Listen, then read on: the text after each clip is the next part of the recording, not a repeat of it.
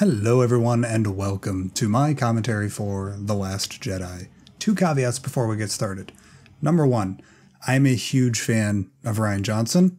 I'm a huge fan of The Last Jedi. It is, as of right now, ranked number one for my favorite Star Wars movies. Is it the best made? Maybe not. But it has hit me the hardest in the emotional feels. So if you're going to get really triggered and upset and start cussing and swearing in the comment section, maybe just click away now. You don't need that kind of negativity in your life, and I don't need it in mine either, as I invite it all by making that comment. The internet. Anyways, there's that caveat. And caveat number two is this is actually the first time I'm sitting down to watch the movie since about a month and a half ago. All of my local theaters pretty much stopped showing it as soon as Black Panther came along, which is great. The Black Panther movie was amazing, and it deserves all of the praise and all of the views and all the ticket sales. But it also cut into my Last Jedi time, darn it. So, like I said, this is the first time that I have sat down to watch The Last Jedi, and every time I've watched The Last Jedi, I've cried during the last 20 minutes of it. So if the commentary just dissolves into blubbering man-baby sobbing, that's just because Luke Skywalker's dying and the spark of hope is living on. And yeah. Anyways, let's get to sinking and watching this movie. So for those of you watching at home, I am currently queued up at 0 minutes, 0 seconds on the digital edition on the YouTube website. I'm watching this on my computer. And for those of you watching with Blu-ray or the Ultra 4K Blu-ray HDR, the extra acronyms here, that is pretty much the frame before the Lucasfilm logo pops up.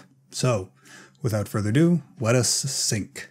Gonna be clicking play in 3, 2, 1. Nope, start over again because my cursor wasn't where it was supposed to be. 3, 2, 1, go. Oh, it's beautiful. I love the Lucasfilm logo. Always get chills, man. I know this isn't every single person's commentary, but man. Dun dun dun dun dun dun dun dun dun dun. Why am I getting chills? It's 1 o'clock in the morning.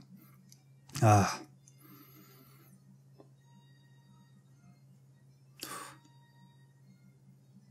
gotta say, I actually like the new recording. I'm not sure. I know it's not the London Symphony Orchestra that did the new recording for the main theme for the sequel trilogy.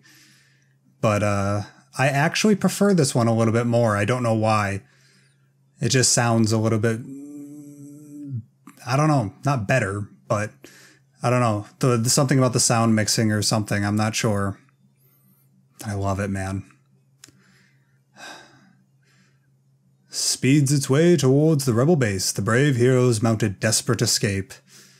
Cue Battlestar Galactica. Here in a minute.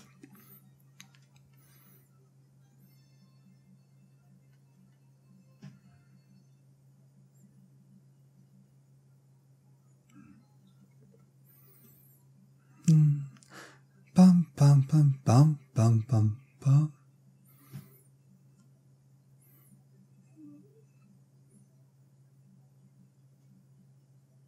Now I kind of hope that episode 9 pans up.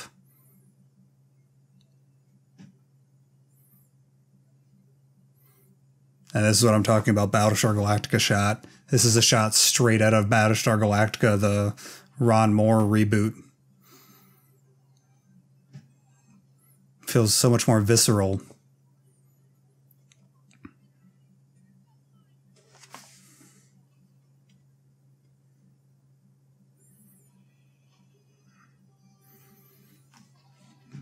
Thump, thump, thump. The sound design. Just, they make everything feel so visceral and real, especially in the sequel trilogy.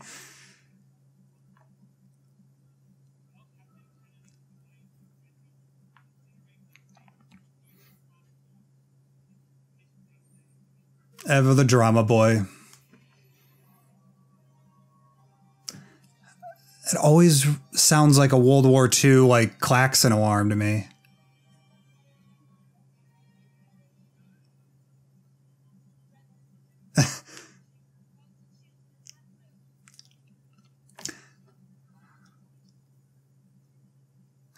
He always looks like he's smelling something nasty. God, I hate Huck so much, but I love him. I got a bad feeling about this.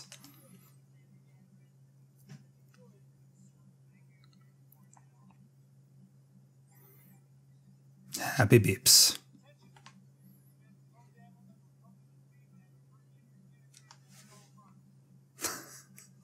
I never caught that it was General Hugs.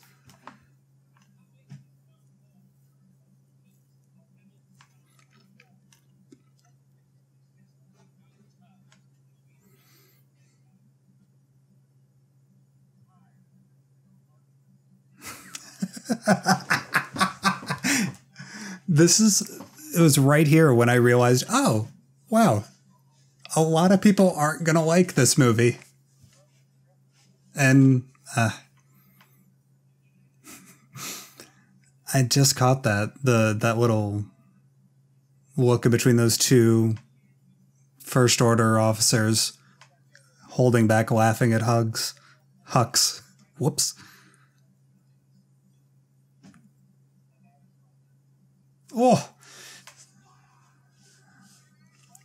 You know, that mother line is way worse. Yeah! Okay, sorry. That mother line is way worse when you think about Hux's parentage that's revealed in the Aftermath trilogy. Get some! Oh, I love X-Wings. I love fighter pilots, man.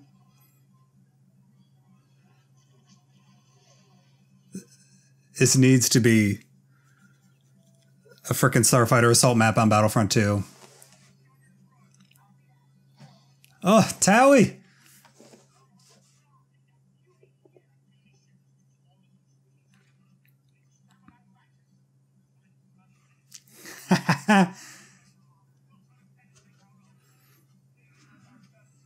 Oh, love Kennedy.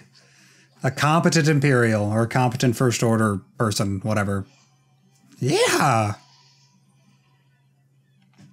Angered at the pure incompetence.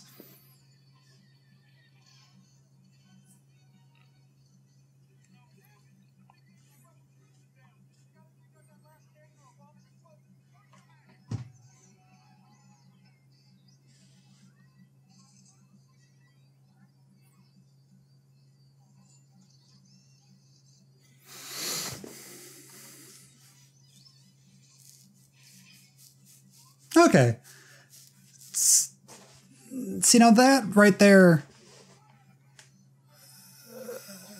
that BB-8 moment always kind of made me think, that's a little, maybe not great humor. That doesn't quite land right with me. There's something I don't like about this movie. That BB-8 moment doesn't quite work for me.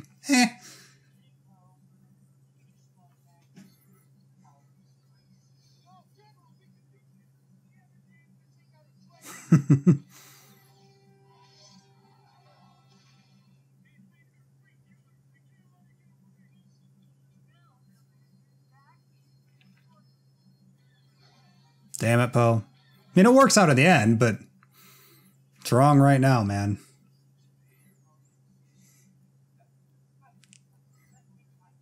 And there's an instance of amazing humor that I think is all over this movie, personally.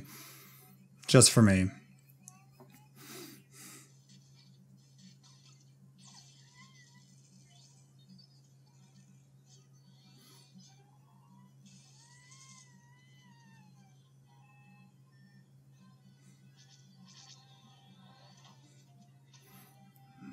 Yeah! I can fly anything. Yeah. You got it right, Poe. Oof. Tokyo drifting in a T-70 X-Wing. Why not? And at least my favorite battle theme in all of Star Wars. Bum bum bum bum ba-da-dum ba-da-dum ba-da-da-dum bum. Let's protect the bombers. I love those moments. Those moments just before the suicidal charge. I love it so much.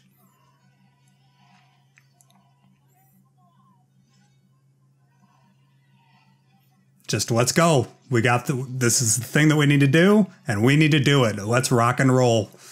I love those moments. And you have it all over the saga. The moment before Lando dives into the second Death Star,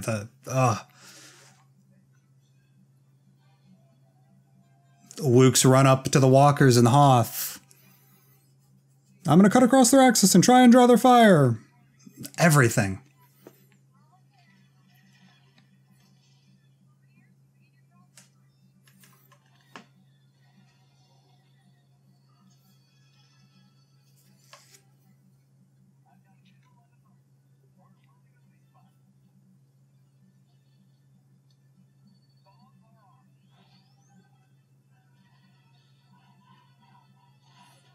Goodbye, Crimson Squadron. You can see, I never noticed the different paint markings. Those are 2 Crimson Squadron bombers, along with Cobalt. Oh, Paige.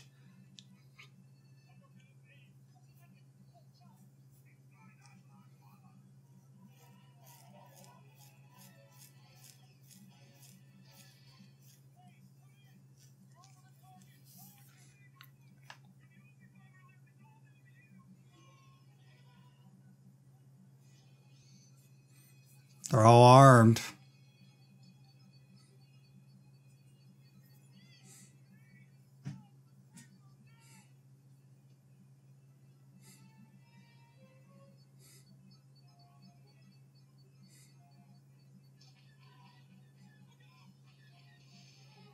Ugh.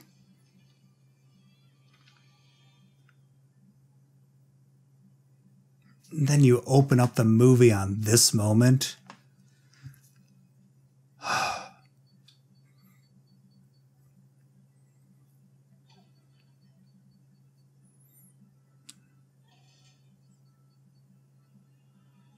This emotional scene, all the dialogue muted.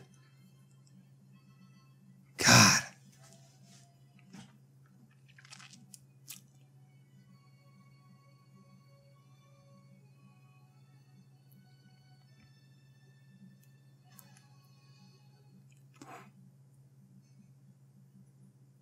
The only thing that matters is that remote, so that's all we hear.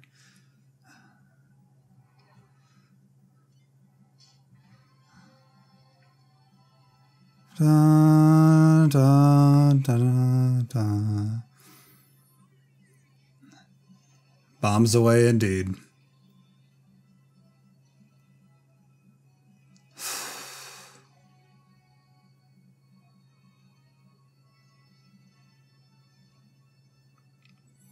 You did it. Yeah, Poe, people die when you do stupid crap. Grumping till the end, Captain Kennedy. Well, that's great, but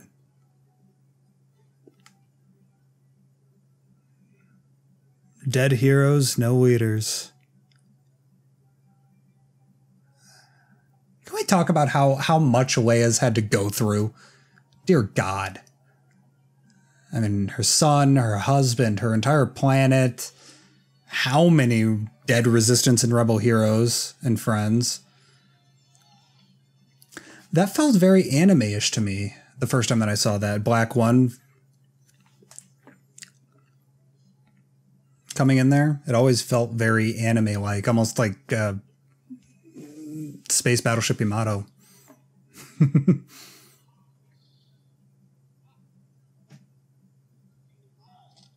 Oh!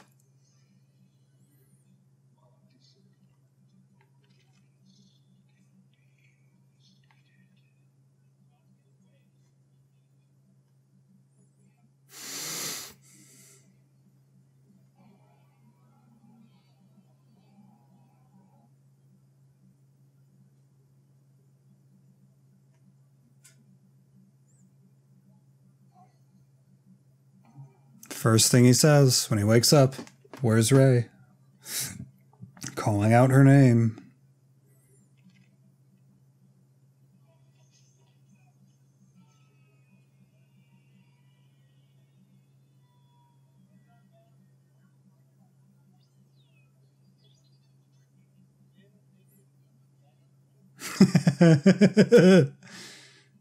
For what it's worth, the leaking bag bit didn't quite work for me until the BB-8 bit. Finn naked leaking bag, what? That was funny though. Where's Rey? Here's the thing.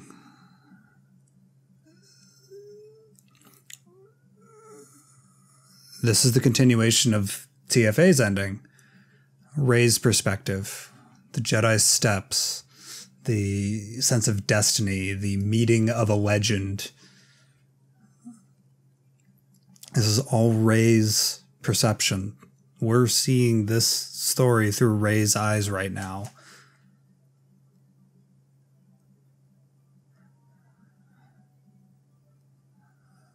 We're looking at Luke from even Rey's perspective, the way that the camera's pushing in.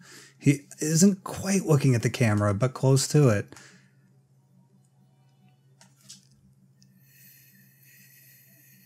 And Luke's perspective.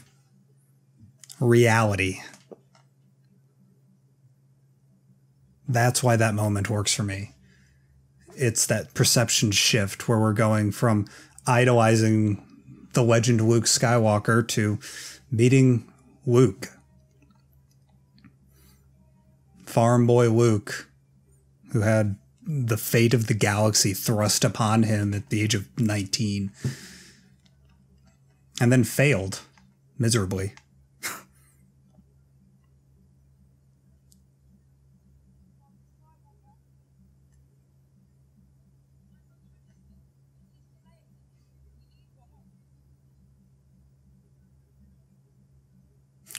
There's a part in the novelization where Rey is sitting there going, is there some sort of secret ritual, like secret shake hand thing that I was supposed to do when I meet a Jedi Master for the first time?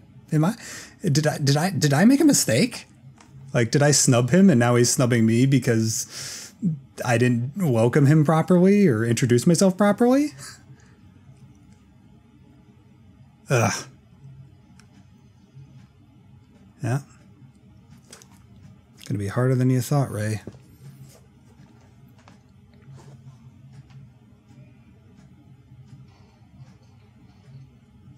That's the first words Luke ever mentioned. I just realized that.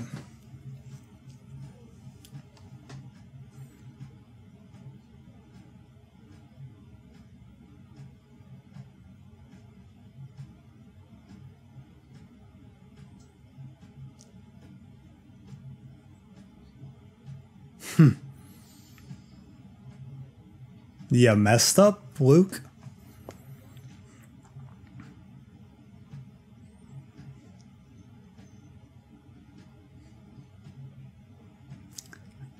Another reason why I love the novelization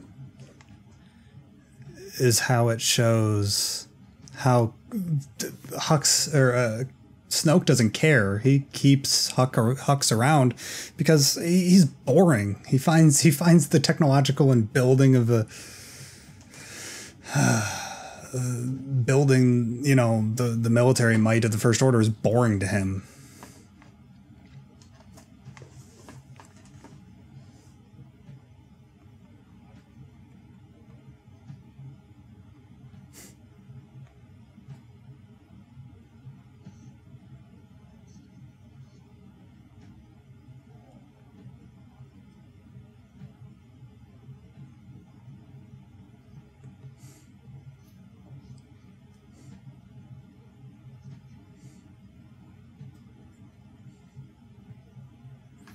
Vader. I want to know what Snoke's obsession with Vader is. How is Vader so incredibly powerful to him? Why does he perceive him as so powerful? I'm wondering. I'm curious.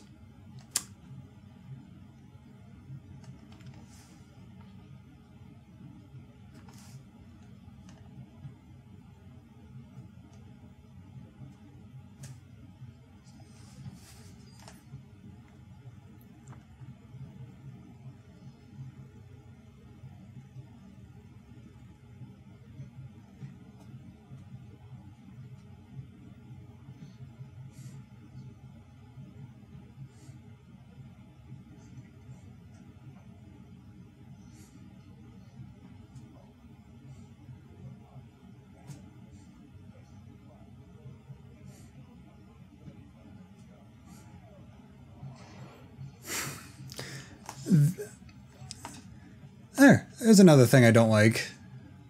For one thing I love is that Snoke just straight up bank shots some frickin' force lightning off the floor into Ben Solo. That, whew, I love that.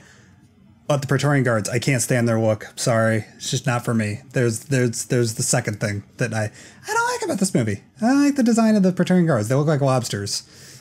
And even some of them look like Homer Simpson with the stupid hat thing, like the umbrella hat thing. But then you get moments like this.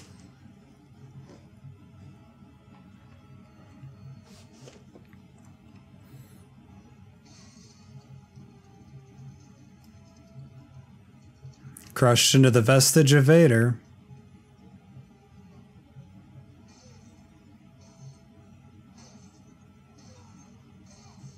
No more mask for you.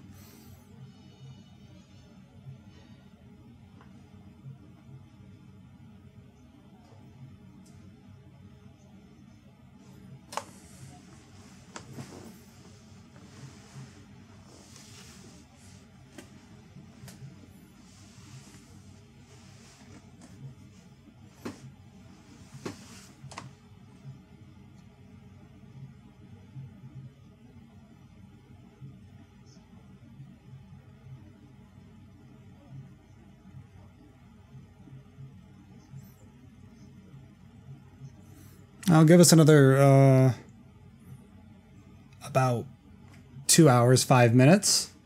Yeah.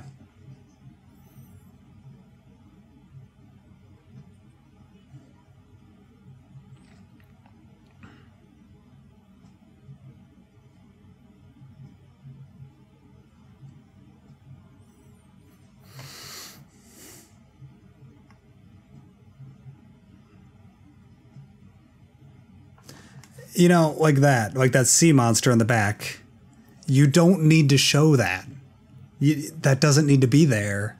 But they still put that in just to build the world just a little bit more. Make it a little bit more mysterious. I didn't like this my first watch through. The Thula Siren or whatever they're called. It's like, really? That feels like a bad prequel joke. But, like the really bad ones. Then I realized this is Luke just messing with her. This is him going, yeah, this is what the legend Luke Skywalker exists nowadays. This is how I exist. This is how I live. Do you really want this with you?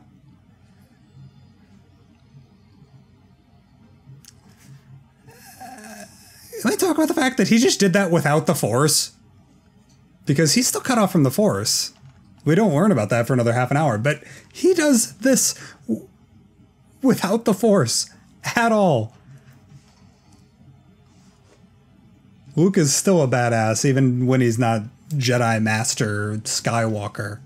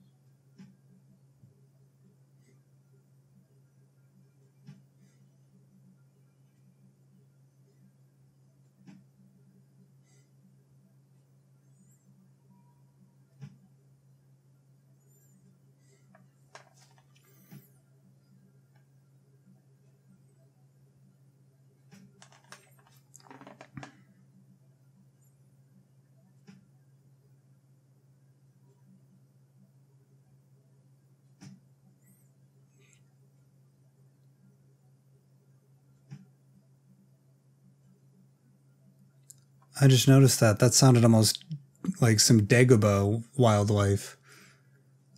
I wonder if that's purposeful.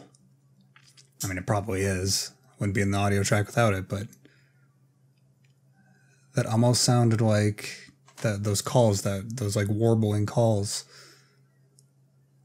Man, you pick out so much more when you're listening with headphones. Watching with headphones, I suppose.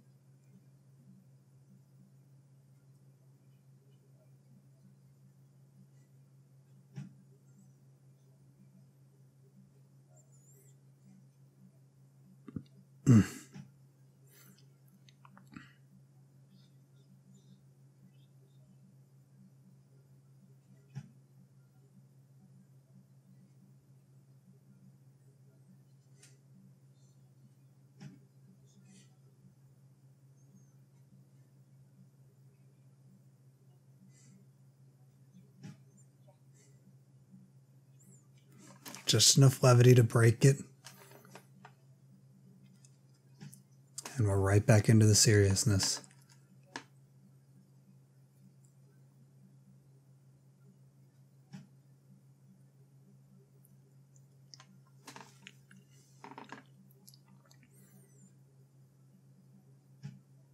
Because I'm a monster.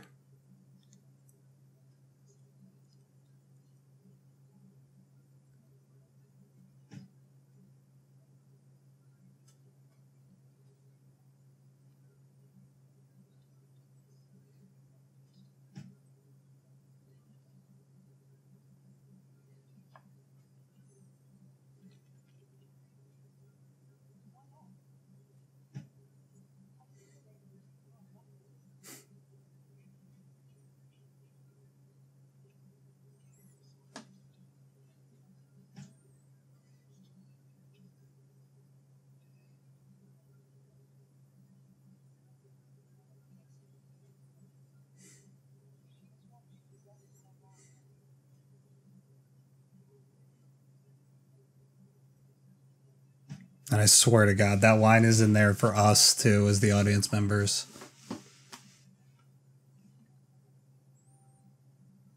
Another bit from the novelization. She was just meditating. Oomph.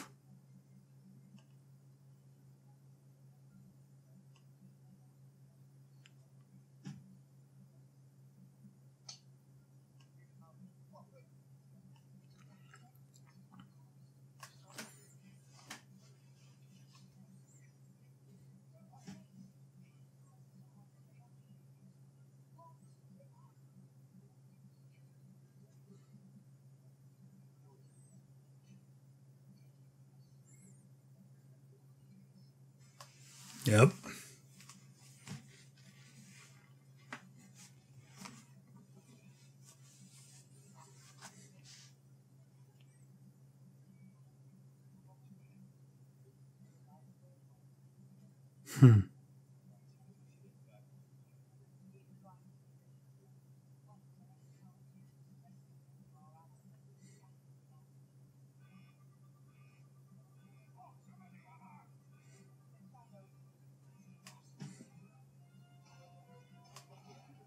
Already possible.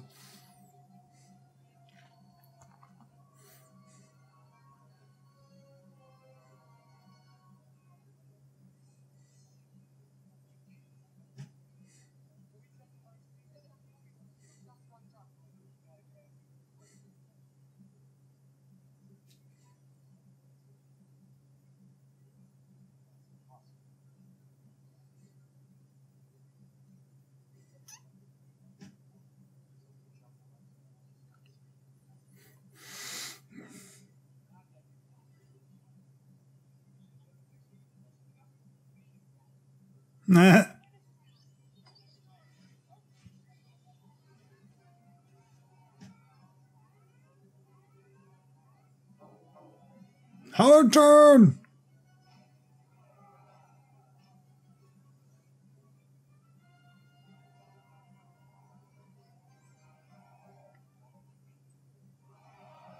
You know, one of my hopes for episode 9 is by far I want a mega-sized fleet battle in episode 9. Oh, Tally. Too bad. I'll probably cover that in a video later on once episode 9 gets closer, but I need me a very, very dramatic fleet battle.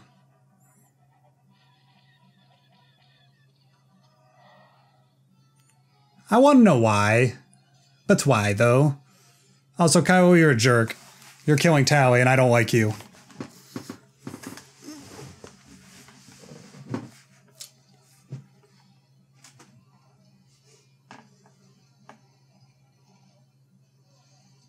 Wow.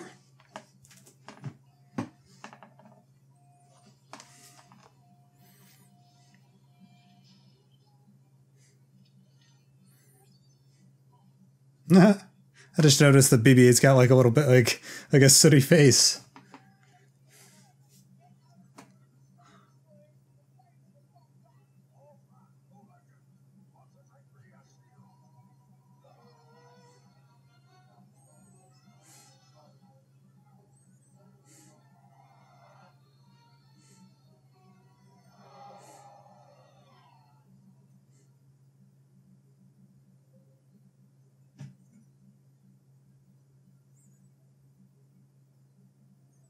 She doesn't hate you, Kylo. And that's what makes him hesitate. Ugh.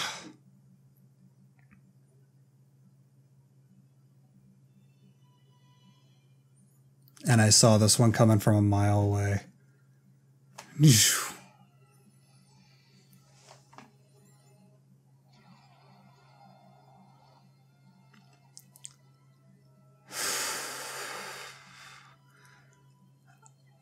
I knew that Leia was dead. I knew that that had to have been it. That had to have been it. And it.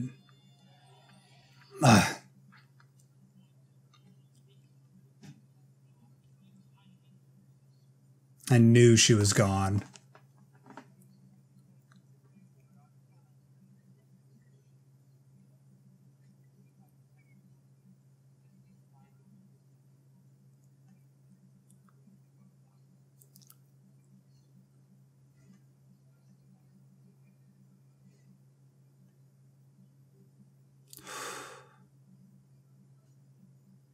Like, wait, why are they showing her body?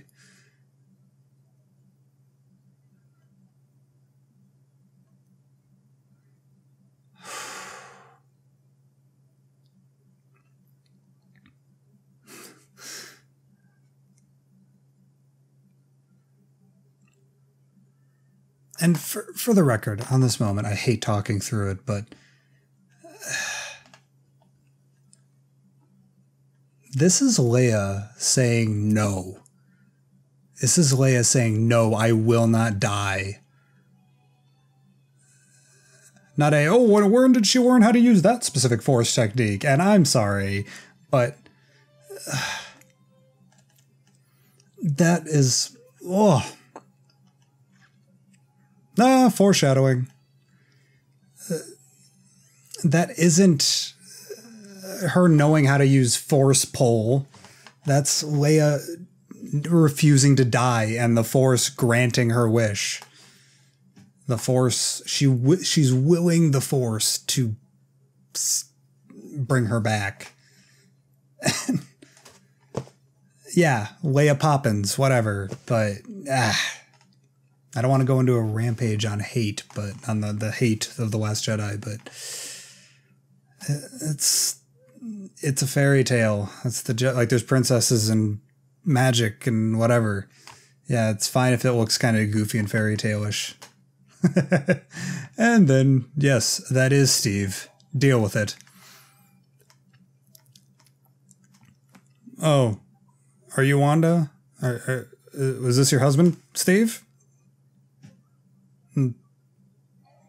Hungry, go away. You have to add in that humor beat, man. You have to add in that humor beat after you just basically or nearly killed Leia.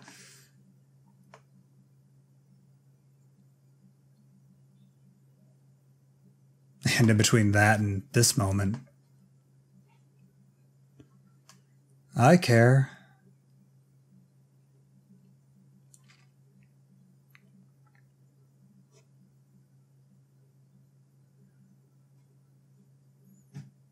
I can't believe he's gone.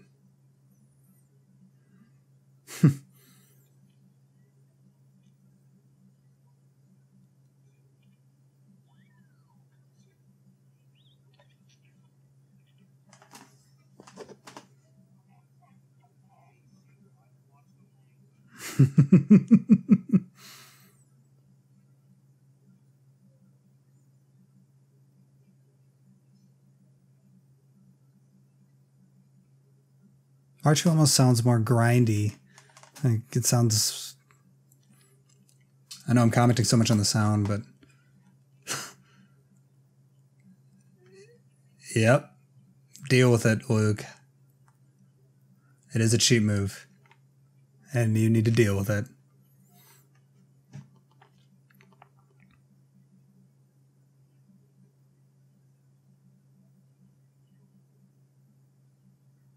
Ugh.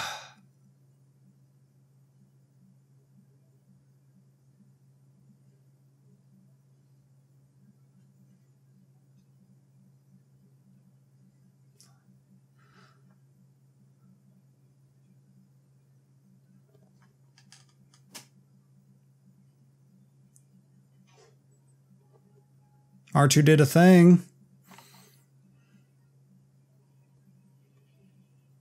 And I mean, like a lot of people complain about how R2 doesn't get enough to do in the sequel trilogy, but he just broke.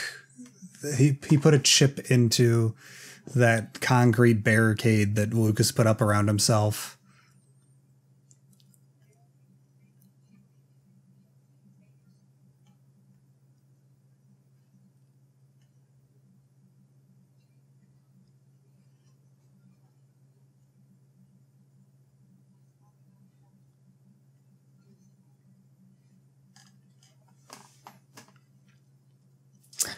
And in the novelization, they point out that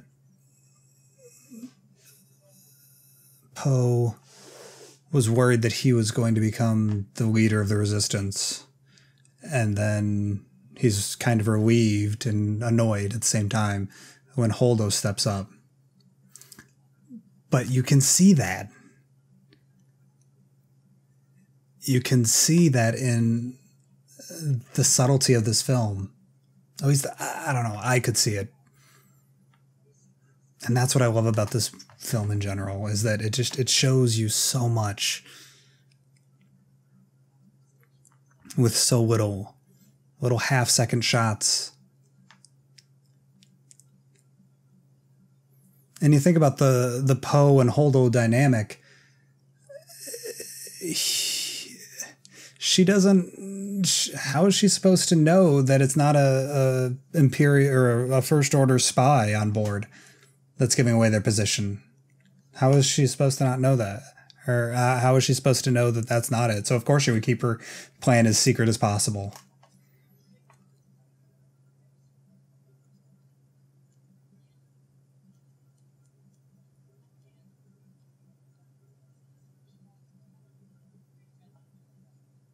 Not to mention the fact that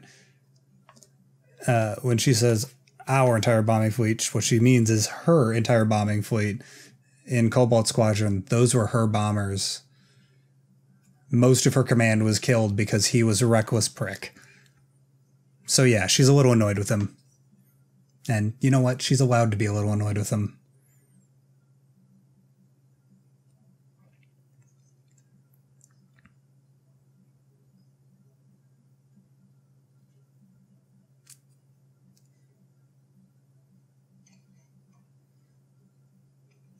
Dun, dun, dun, dun, dun, dun.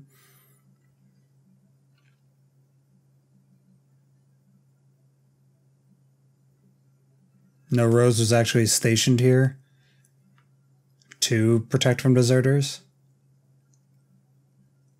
Again, more novelization stuff, because I just re-listened to the novelization yesterday at work, or 2 days ago at work. Da, da, da, da, da. I love that Rose melody. And this is some pure Star Wars character dialogue.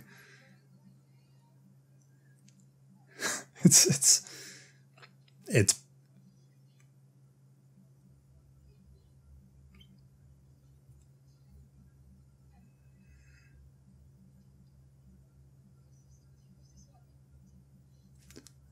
doing talking. I use that line all the time now.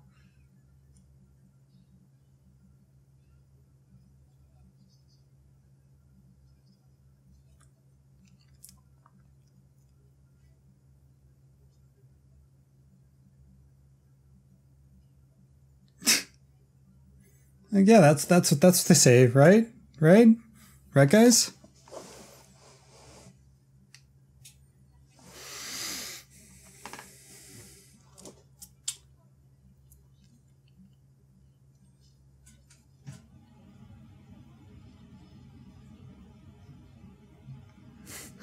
That's disgraceful. God damn it, John Boyega, you're a frickin' masterpiece. I love you. Continuity error. He set his backpack down outside of the escape pod. Whatever.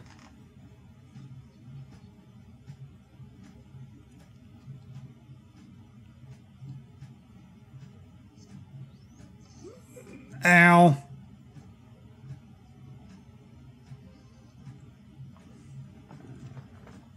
You know, I was expecting them to cut away from this. I was expecting a cut back to Octo or something.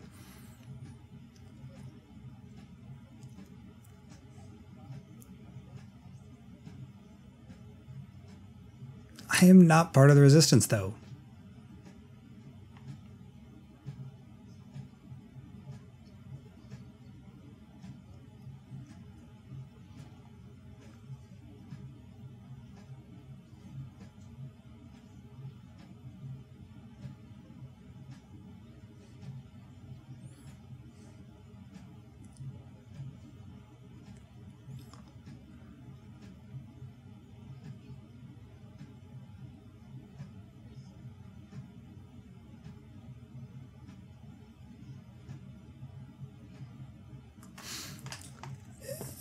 I'm not quite sure how I feel about the techno jargon in this. I know. I think I'm more okay with it because it's being used to make a connection in between these two characters. So I think that's the reason why I'm okay with the kind of Star Trek-y techno jargon right here.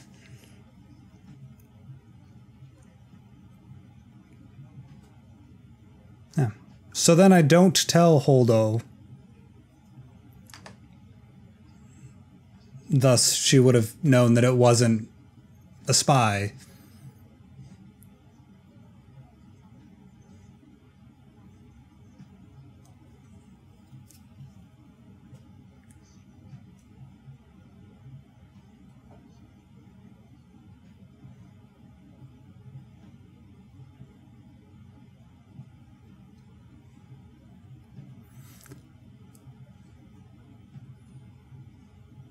Luck.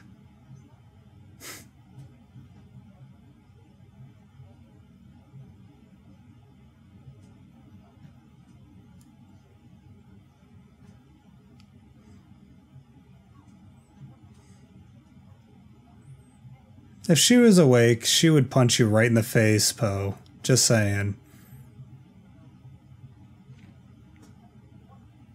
Yeah, like her plan, that you're being a... Holdo is at fault. Don't get me wrong, but Poe's the one that messed up. Poe is the one that screwed it up. We'll get to that. But wait.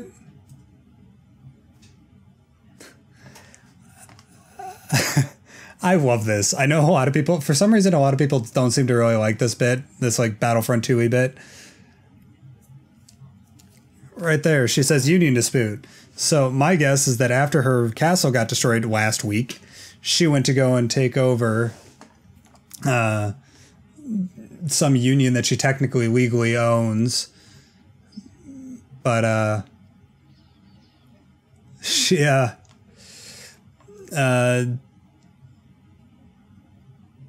she rounded into some issues with the people that were currently running the union.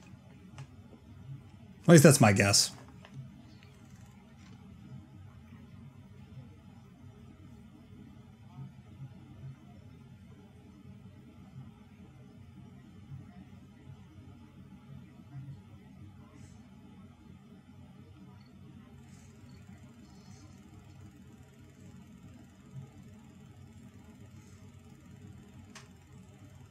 Okay, so this is in the film. When I was reviewing the novelization, I didn't necessarily like how it was handled in the novelization, where it's very much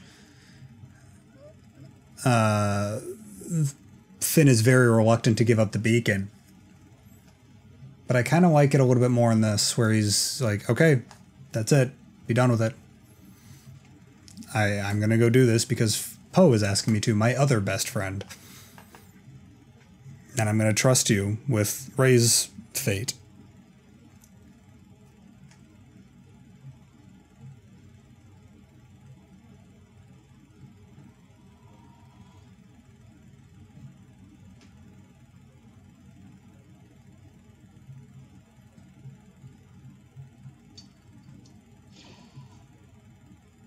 How did this movie not win a frickin' Oscar for sound mixing?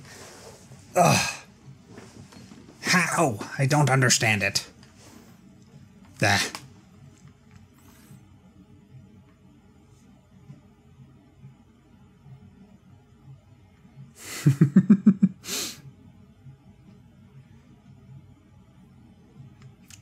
Still not quite sure how I feel about that slide. I kind of like it, though. Seeing it as a homage to Han and Return of the Jedi. Foreshadowing for Luke's Force projection later. Number 1.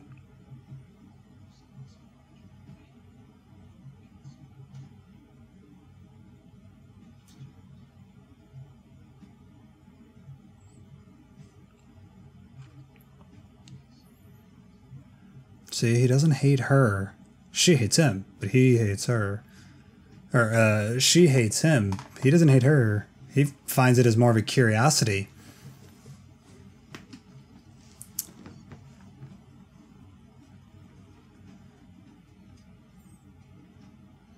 No, it looks a little bit past dawn, but you know, whatever.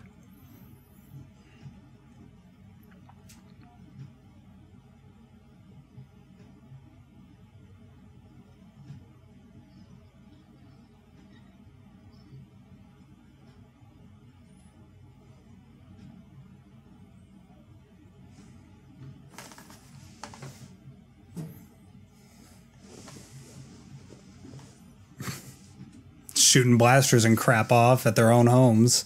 Of course they'd be a little bit annoyed.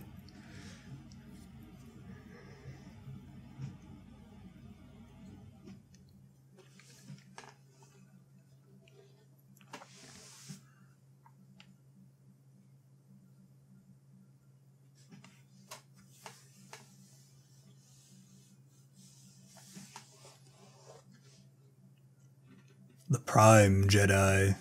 I need to look through the visual dictionary again just to take a look and see exactly what that means. Whether or not there's any hints.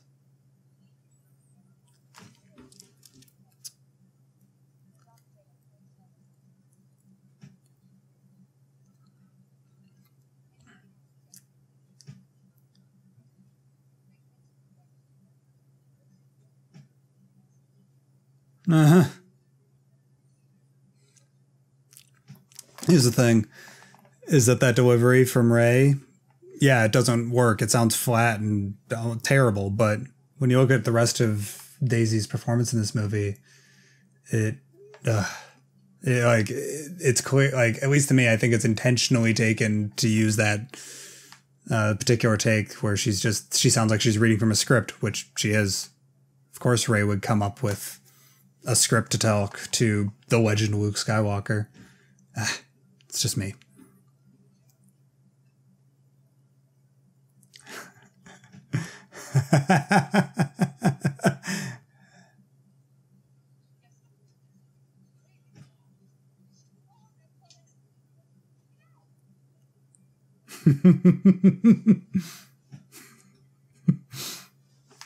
Yes, like...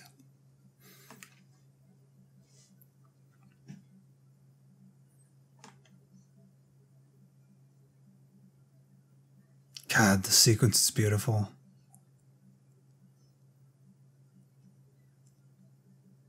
And really, like, look at anything on your desk. Like, I've got this pen on my desk, and it's made of plastic, and plastic is made of organisms that died millions of years ago, and this plastic was forged, and then those organisms were forged from atoms and molecules that were birthed into being all at the same instant during the Big Bang, and you realize how that's connected to the same other piece of plastic of Sabine's helmet that I've also got on my desk. And that's what this is about. A force.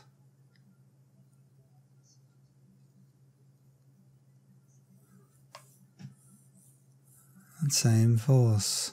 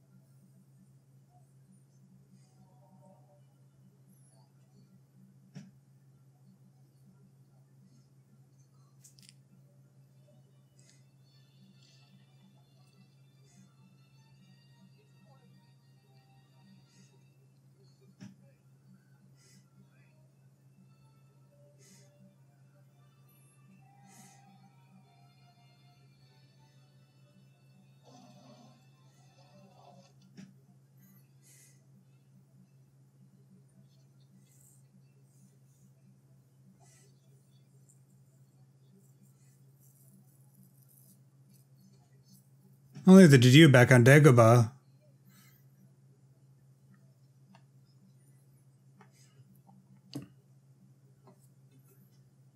Just saying, Luke. Nope.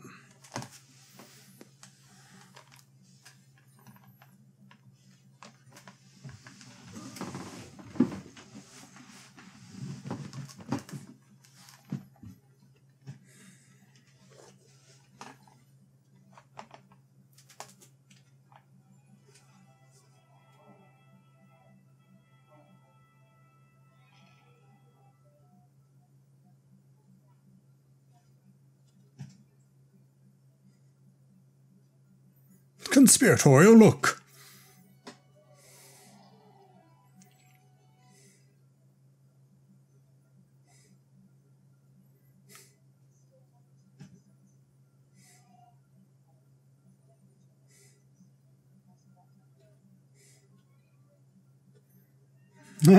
I just noticed that Pargo's trying to eat his headset cable. Reminds me of my damn cat. So glad I've got the office door closed.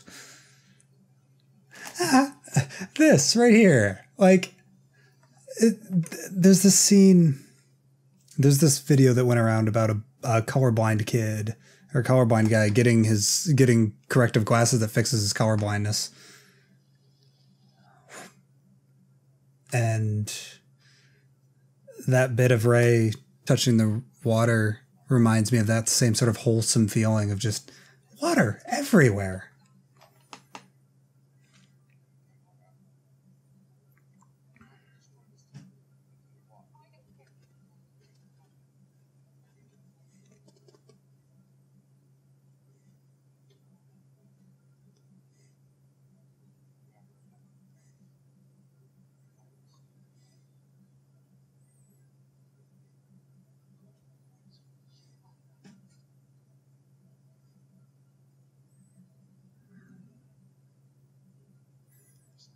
The difference is that I understand that I'm a monster, Rey.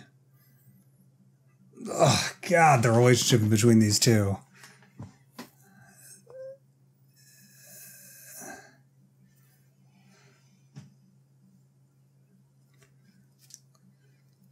And more foreshadowing for Luke's projection. Just saying. And now for a lot of people's least favorite bit in the entire movie, which, I don't know. We finally get to see what they're fighting for. Like, you don't see that in the original trilogy, or even really the prequel trilogy. A little bit in the Clone Wars and Rebels, but in the movies, you don't get to see it.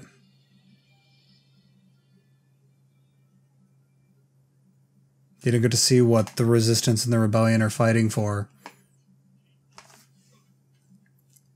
Hi, Joseph Gordon-Levitt. Don Truxino. Dun dun dun dun dun dun dun dun dun dun dun dun dun dun.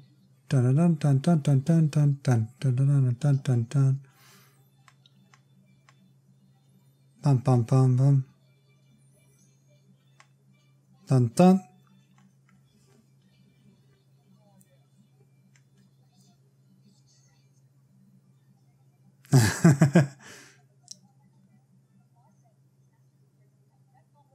Wait a minute. Did that woman just have a holographic head? I'm confused.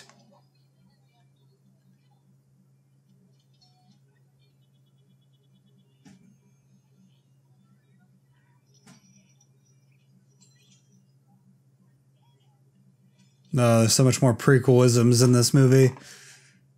This is such a prequel joke, prequel sequence, scene, moment, whatever. Weird little burping leprechaun guy.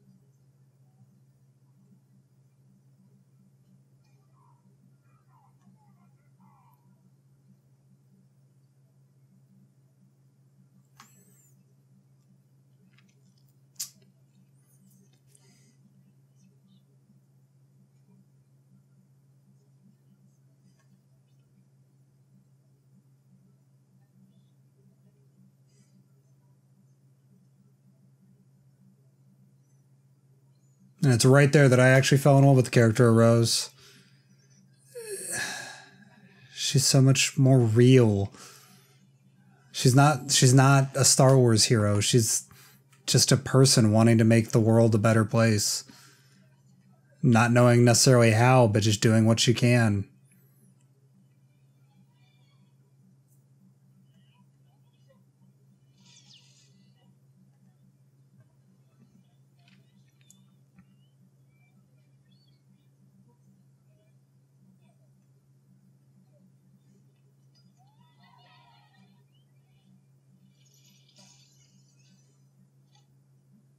No, the force of sound or whatever. I think that's what it's called. It's on YouTube. It shows just how much work the Foley artists put into this. I don't know. I don't know why I'm commenting so much on the sound in this movie. I think it's because I'm finally listening to it with like really good like surround sound earphones without, a mega sized screen. So it's, I don't know, because I'm just watching this on my computer monitor, but I don't know, maybe I'm just more tuned into the sound. Dun, dun, dun, dun, dun. Snap hiss, if this was a Legends novel.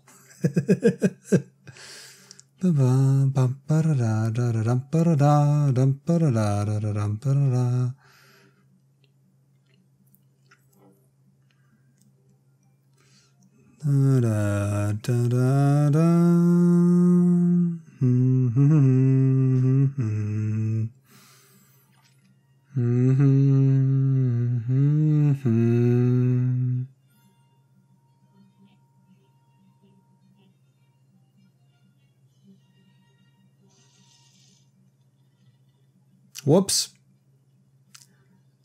Sometimes you're a little bit too powerful for yourself. That's that. Like, these damn Jedi and their forces of destiny. And they're not the YouTube channel, but these stupid Jedi, their stupid destinies and all their stupid prophecies and all their dumb, meaningful training and incredibly sentimental shots. I love it.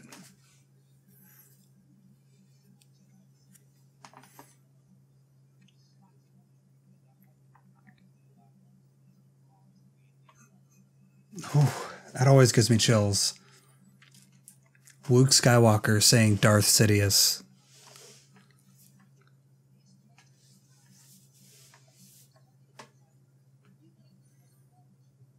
I swear Leia gave her like a crash course on how to bring him back.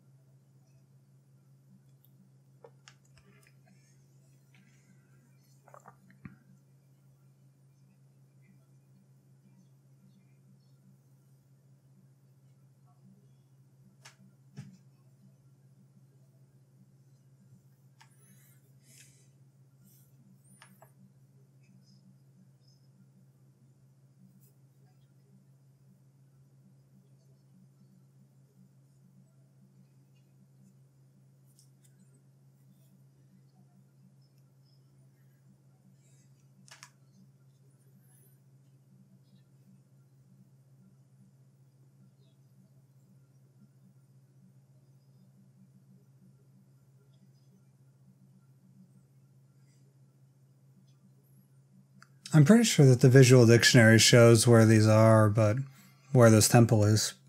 I'm gonna need to look that up.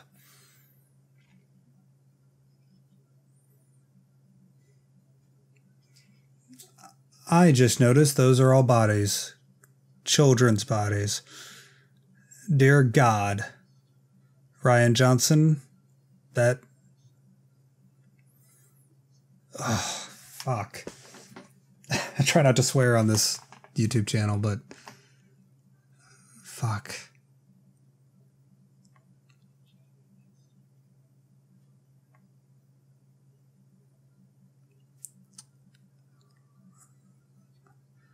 I thought that was just rubble in front of him at the temple. Oh, God.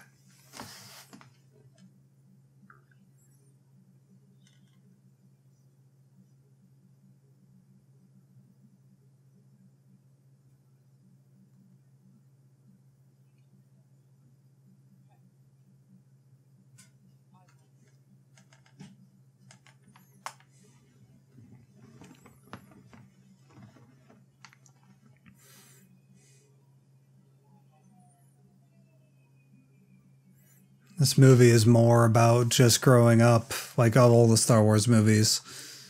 This, I think, is the first Star Wars movie that really shows what it's like to get old.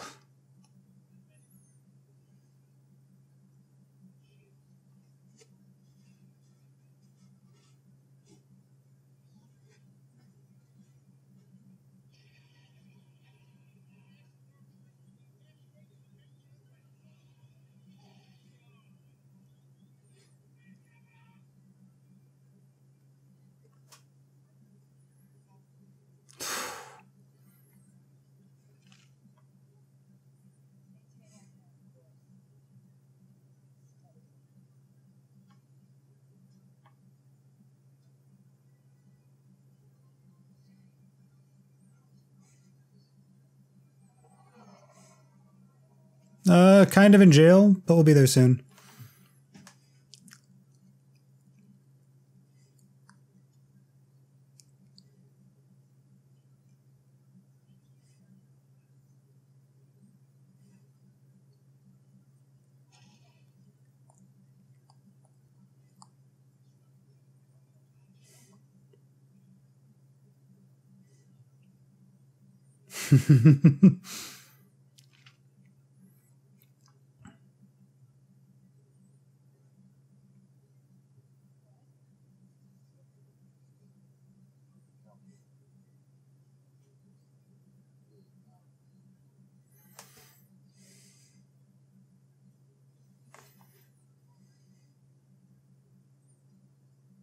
Oh, Benicio del Toro. God, I love you so much.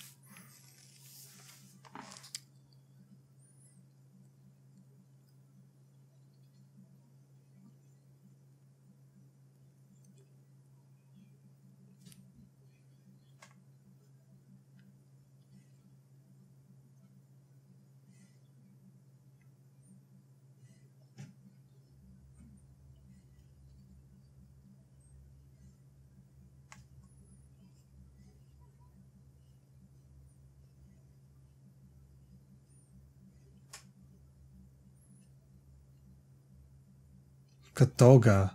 Isn't that something that's said during Phantom Menace? Maybe I'm thinking Ichuta. Then Ichuta's Return of the Jedi. I don't know. Did he just... Let's go. Time to go.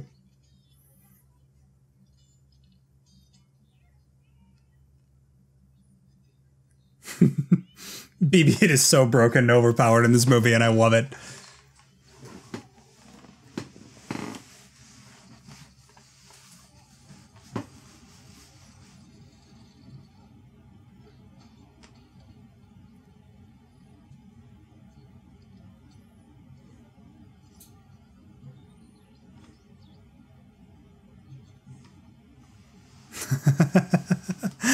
I love BB-8 in this movie. Yeah, it's a little bit broken and ridiculous, but whatever.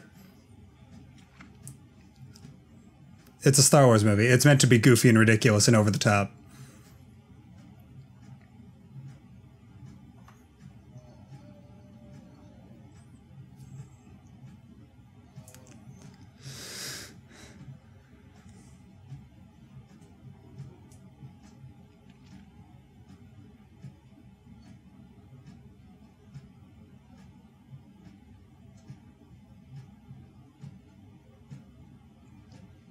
It's more about a message about animal cruelty, or it's less about a message about animal cruelty, at least to me, than it is a physical manifestation of the cruelty of the galaxy.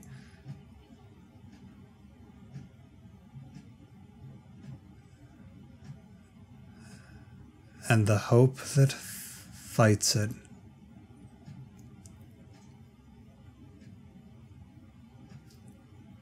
At least to me, that's how I see it.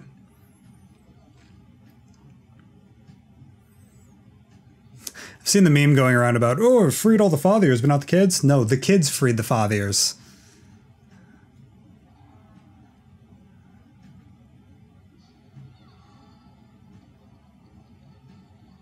They're just riding one. Go, go, go. See? It's the kids that freed the fathiers. This is not Rose or Finn.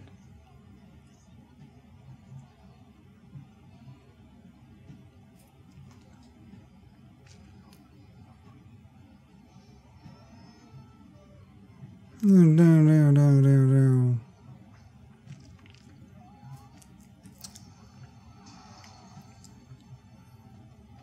See, now this is what felt the most Indiana Jonesy to me for some reason. I don't know why, but this fathier chase, or fathier stampede, it feels very Indiana Jones to me, and I don't know why.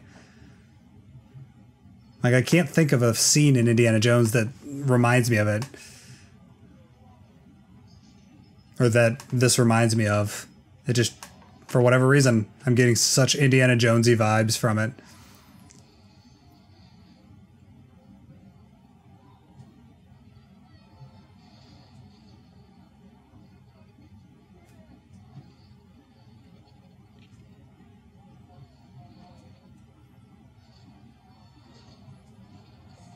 Too much cover!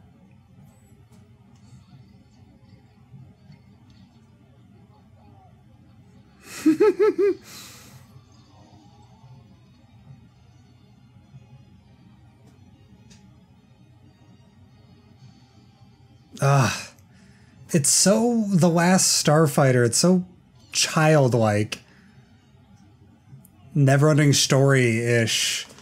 I love it. It feels like Labyrinth or something like that. It feels like something from a children's story, which that's what Star Wars is. At the core of it, it's something so simple that children can understand the meanings behind it, the deeper meanings behind it. This is about freedom. Yeah, sure, the fathers are going to get captured later on, but you're not supposed to think about that. You're supposed to take heart in the triumph of this moment.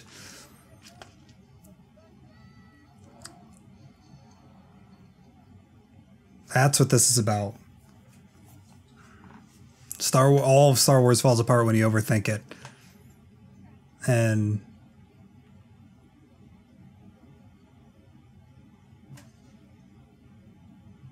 more foreshadowing for the ski speeder sequence. No.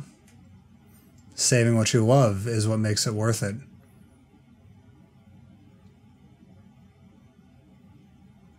Not causing pain. That's what's important.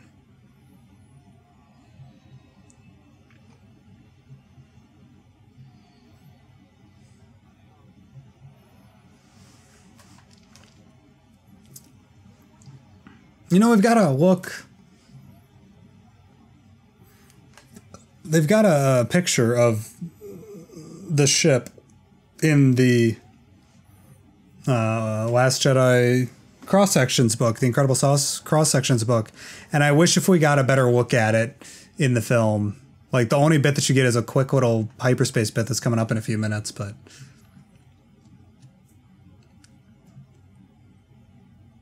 we'll get to that when it comes to...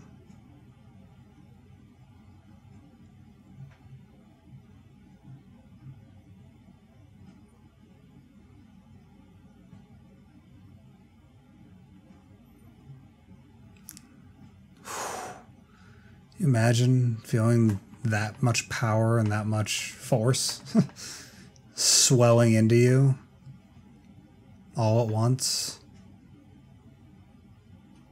After being locked away from it, locking it out for so many years. Luke. It'd be like jumping into the coldest water.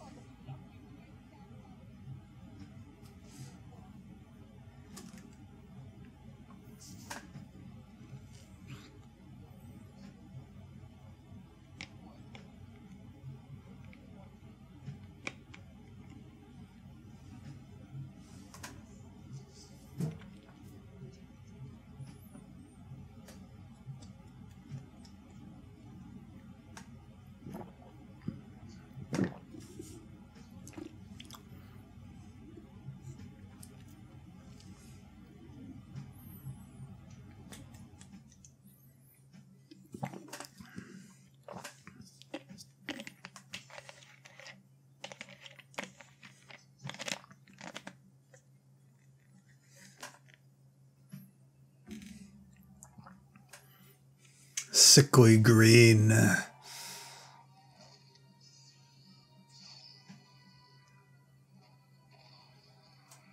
All about perceptions in that snap of a moment.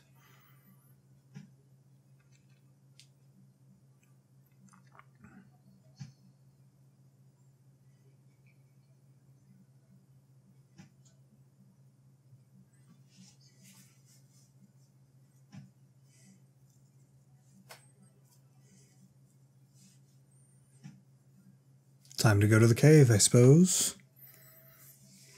Have to settle the past. And that's why she goes to the cave. Kylo's the only one that knows how... that she know. Kylo's the only one that Rey knows how loneliness feels like. Or her brand of loneliness feels like. So I don't think that it's unrealistic for Rey to... start to empathize with Kylo, considering that she's such a compassionate person as is.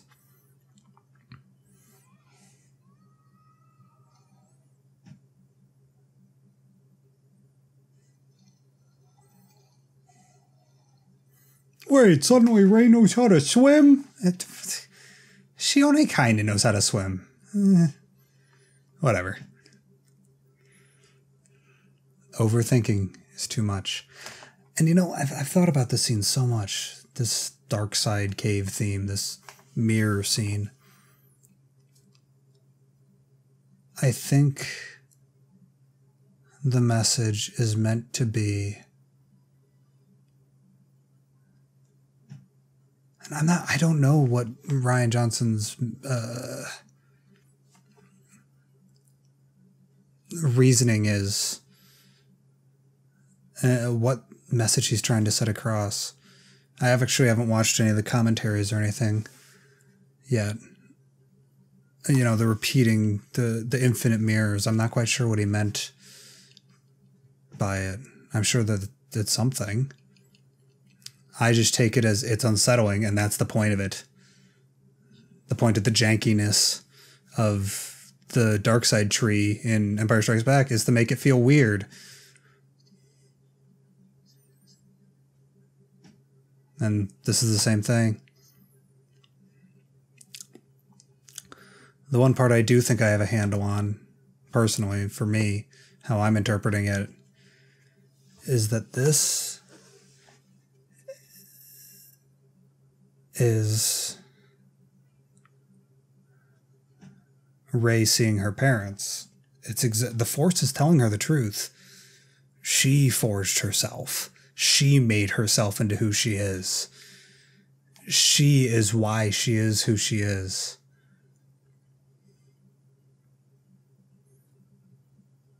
Her parents did nothing for her. She did everything for her. She is her own parents, in a way. Because parents aren't just the people that donate the genetic material. They're who shape you and change you, form you into the being that you end up growing into.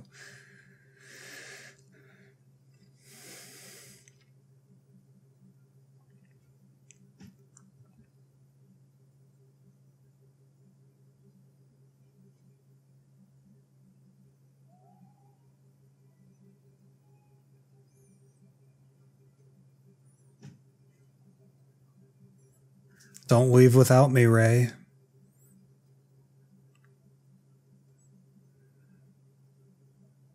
God damn, that breaks my heart knowing that now from the novelization.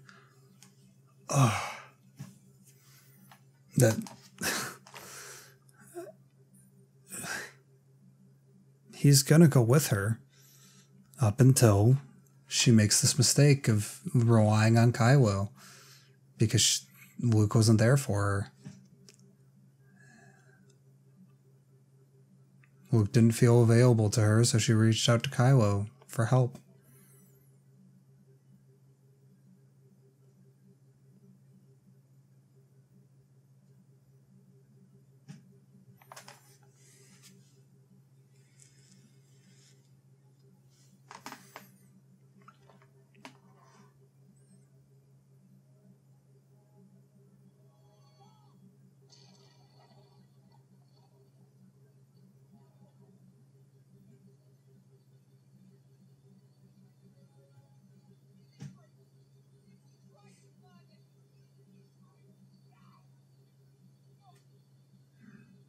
He was about to go.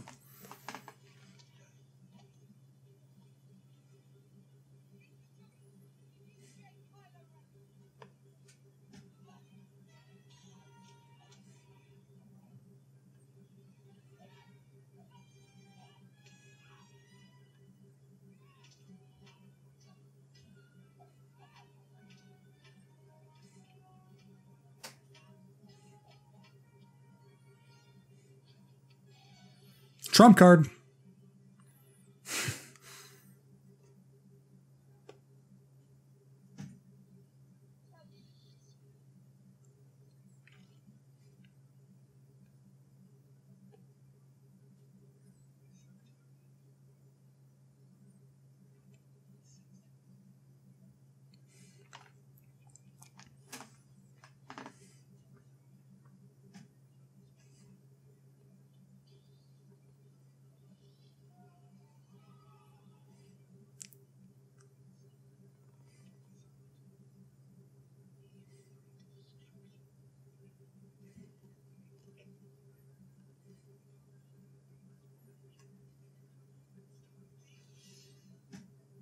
Would you kill baby Hitler?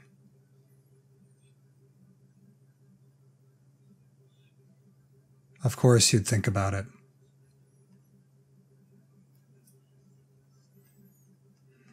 Rey's too perfect. Luke isn't perfect enough. Ah.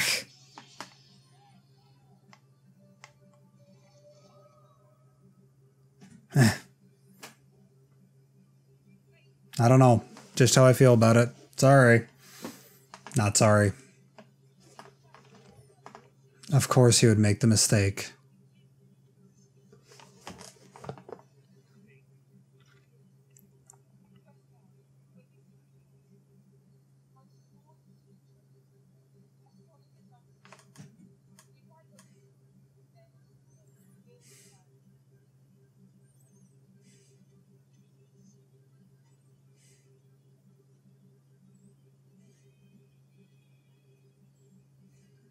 Then come with me.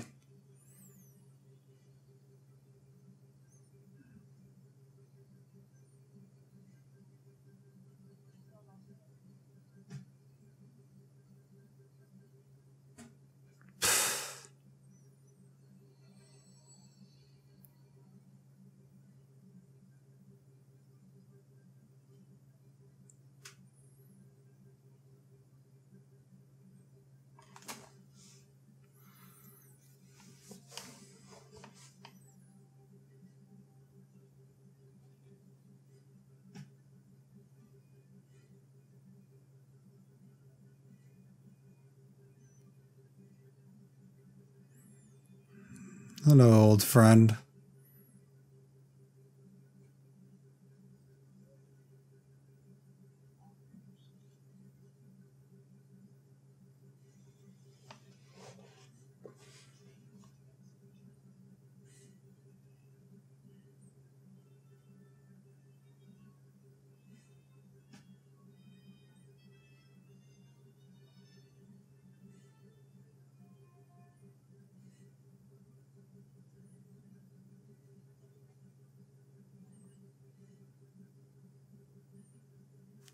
Oh, young Skywalker. Bam!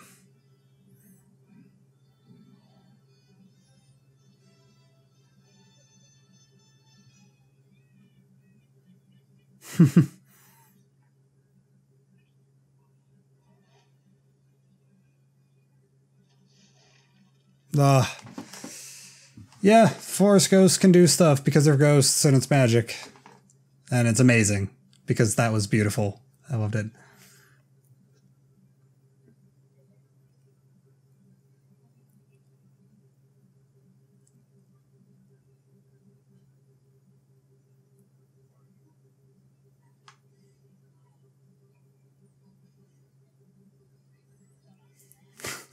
Listen here, kid. Yoda knows what Death of the Jedi are. You know enough about the prequel trilogy. You should know. As shown in 2 half-second shots later on in the movie. I'm certain that Luke is messing with him about the books.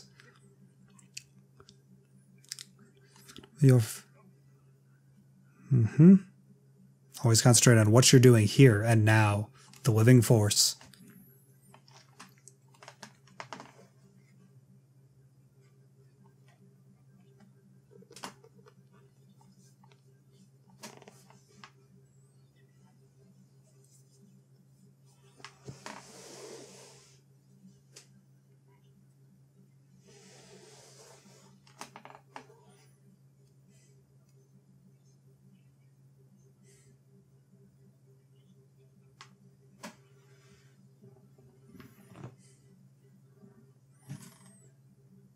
It's okay to make mistakes, just as long as you set them right.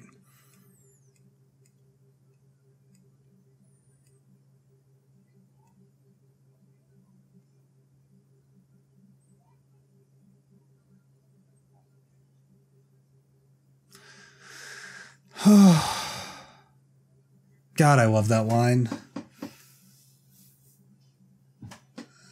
I swear to God, there's a strong chance, and I'm not even kidding, there's a strong chance that that line will be the last words that I say in my life to one of my kids or grandkids. I swear to God. You are, or I am, what you grow beyond. Do not mourn. That's the important part. Is knowing that as a mentor, as a parent, as a so on and so forth. As that somebody that's taking on that kind of role in life, you have to be willing to accept the fact that they will always grow beyond you, and you should be proud when they do.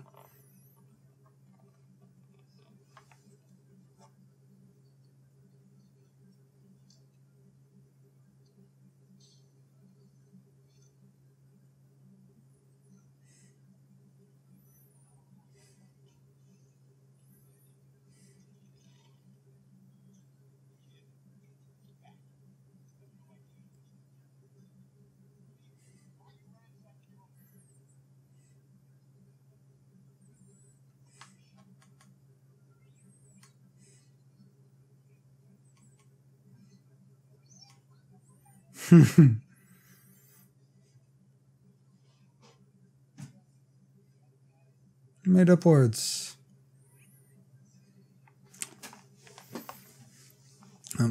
That's what's important.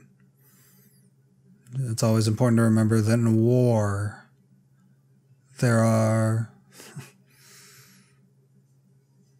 oh, and the good. War boils down to people killing people over ideologies and values. DJ has a point.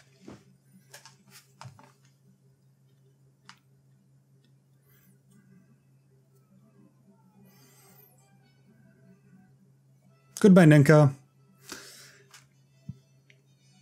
But anyways, that's what I love about DJ and Finn and Rose, is that it's all a fight for Finn's soul. What is he going to become?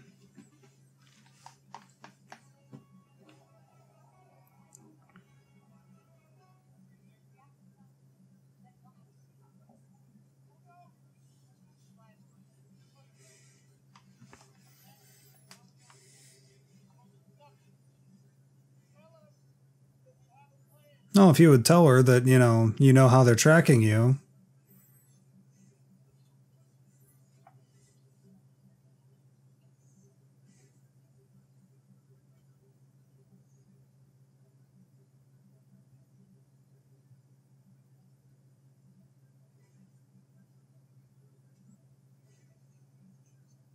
You know about the Bathors, Poe.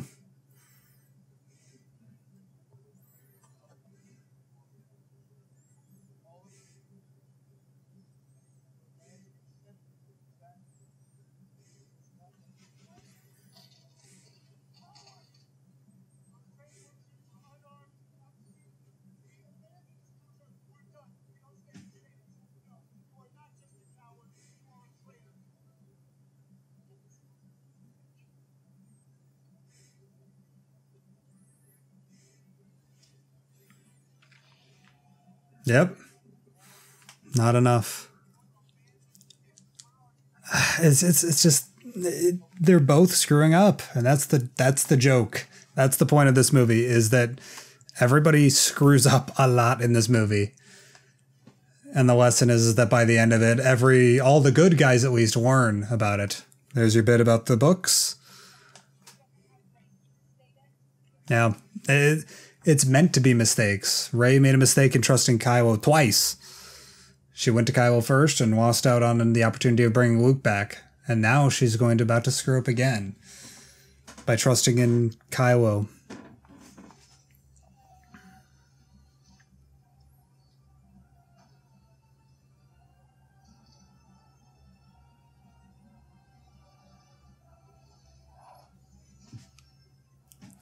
I got a feeling that isn't the only time that the Falcon has done a quick drop.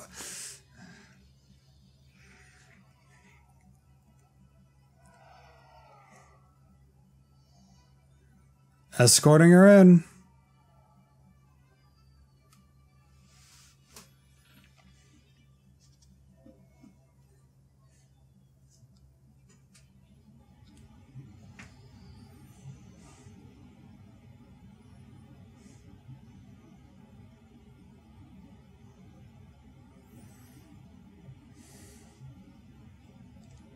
Yeah. See? You messed it up, Ray, didn't you? There, that's the only bit of that ship that we really get a look at, and I wish if we would have gotten a different an additional look, I suppose. Blip bloppity bloop.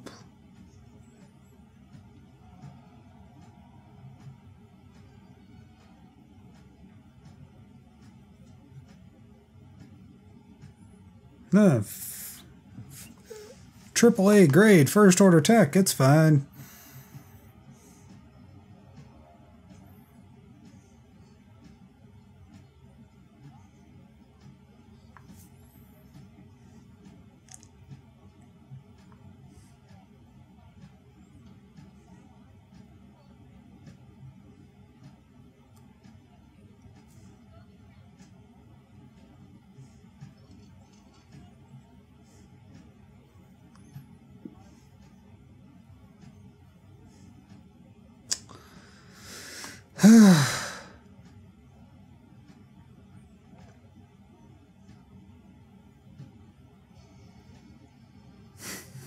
Hardware Wars reference.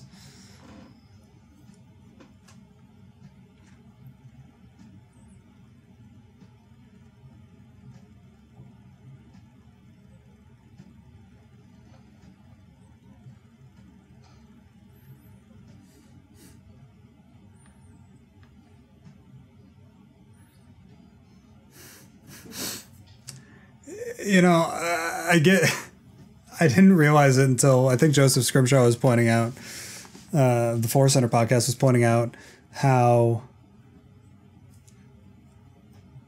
BB-8 was making like false mouse droid beeps.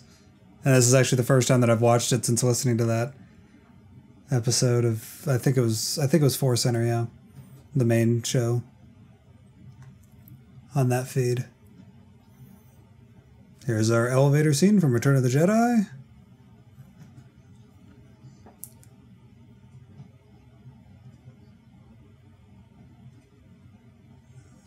I guess they fixed the elevators since Kylo had his little fit.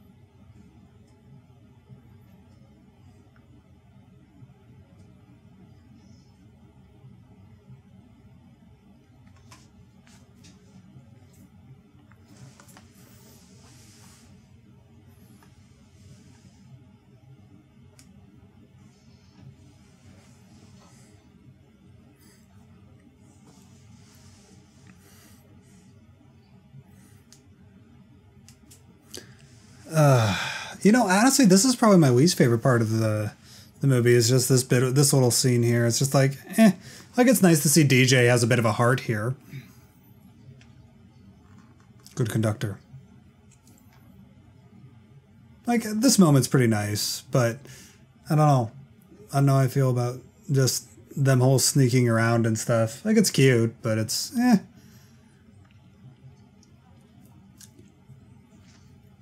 Oh, of course you do.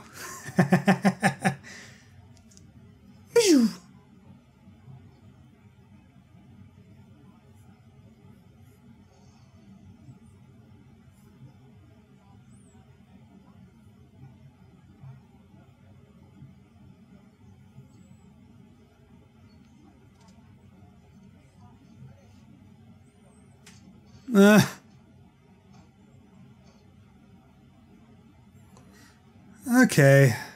That's enough of this.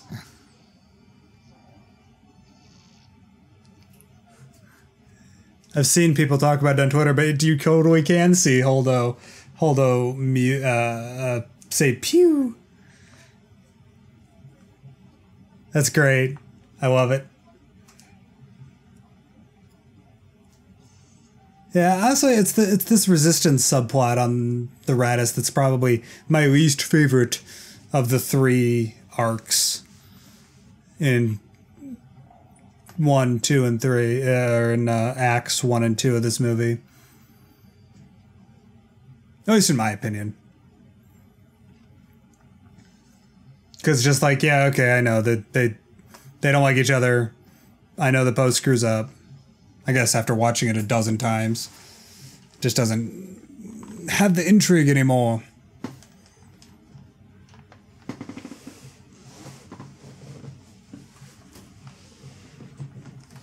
Yep. They screwed up.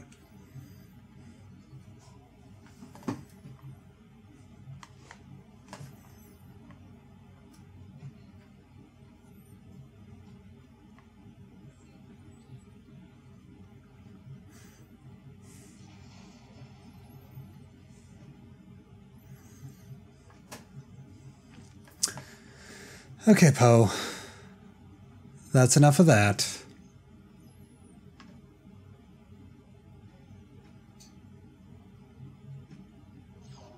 The casualness. Just the you idiot. Bang. Oh, so good.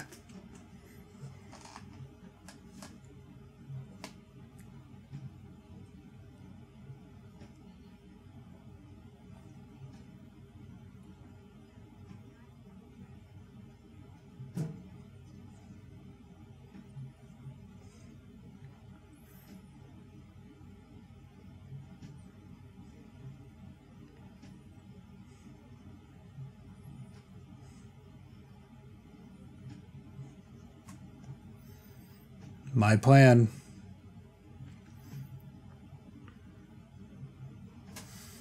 I'll pay the price.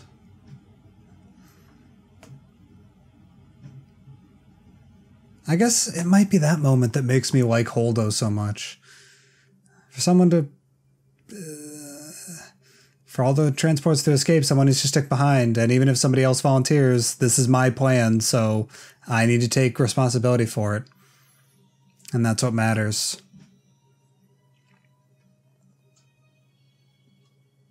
Hey.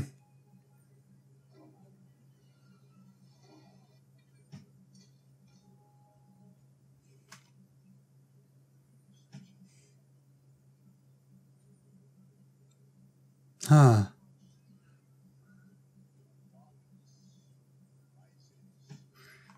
You know, people like to give Snoke crap for his fashion choice. But, well, we'll touch on it in a second here.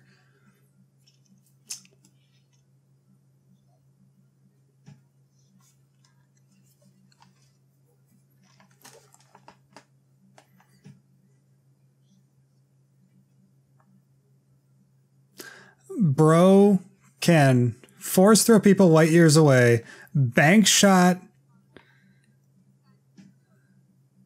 force lightning off the floor, pull people against their will closer without any sort of visual calling with the hands or anything. Bro can wear whatever Playboy crap he wants. I'm not going anywhere near him. I could be a fully leveled up Starkiller, and there's no way in hell I could ever... Starkiller from Force Unleashed. I could be fully leveled up. Nope, not going anywhere near the supremacy. No thanks.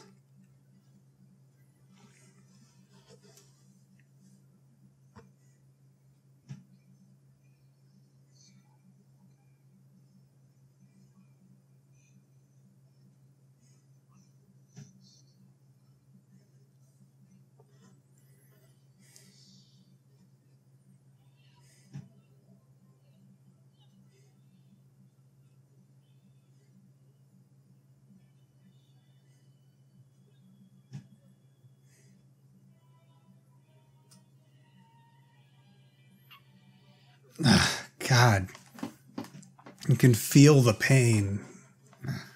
You're literally getting mind assaulted. Your memories are being ripped out of you. Your deepest, darkest feelings and secrets are just being torn apart.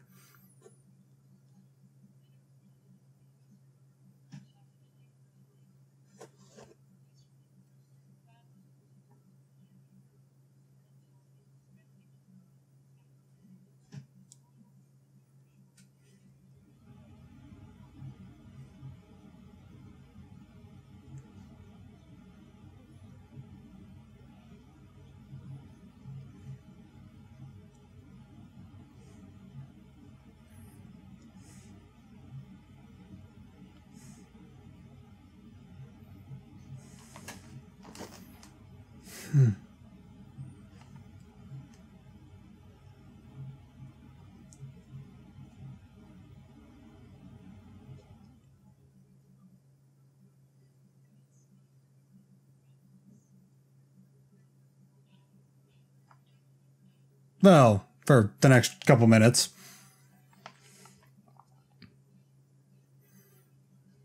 I love hearing that, though. Godspeed, rebels.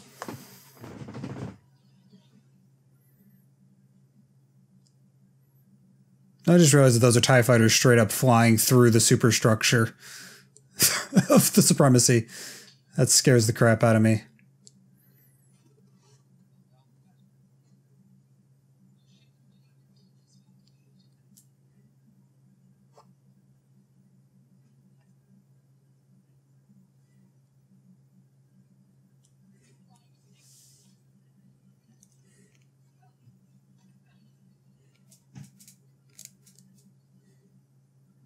I gotta do.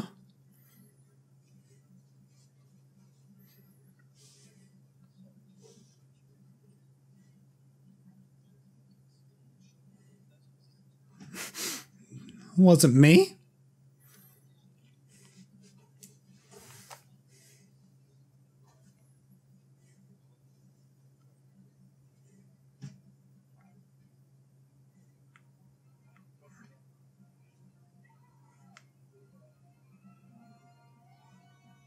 Say what you want about Rose. You can hate her love interest with Finn, but she's a fighter, man. 28.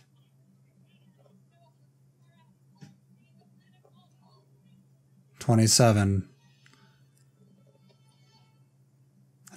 I think in the novelization it says it's all the way down to 4 transports that actually survive.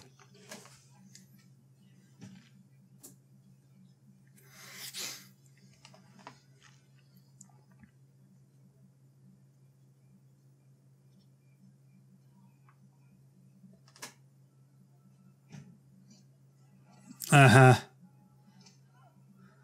Not just a tiny hint of hand movement, and he can do all of this. Yeah, bro can wear whatever the hell thing he wants.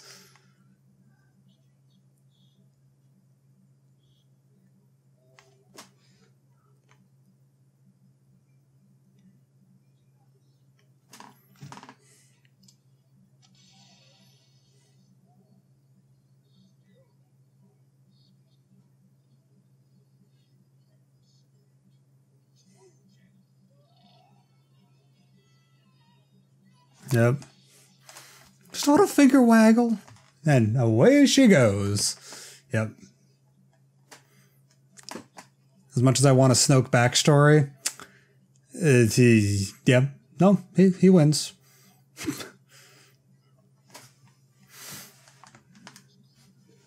I've gotten enough of Snoke. As much as I want backstory, I don't need it.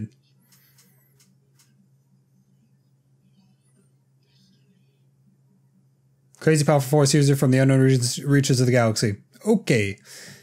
Kinda almost don't want to know anything more about him because he scares the hell out of me.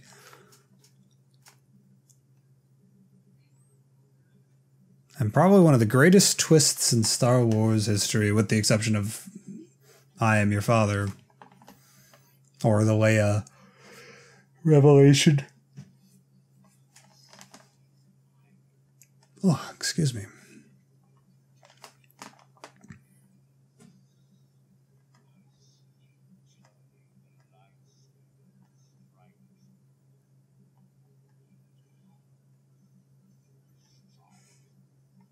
Lights it and kills his true enemy.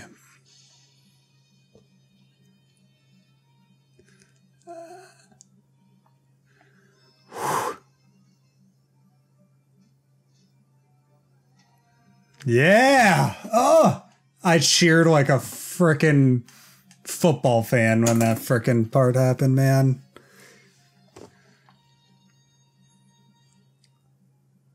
Let's go.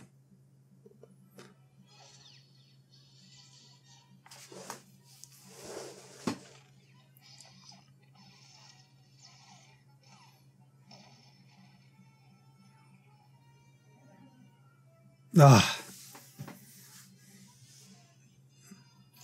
And the quickness of the cuts, we're hitting 3 different storylines all in one quick run.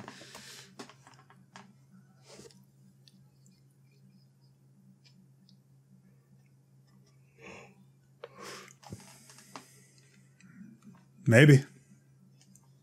But yeah, it's intercutting so fast. Like 30 seconds here, 30 seconds here, 30 seconds here. Back again. 30 seconds here, 30 seconds here, 30 seconds here.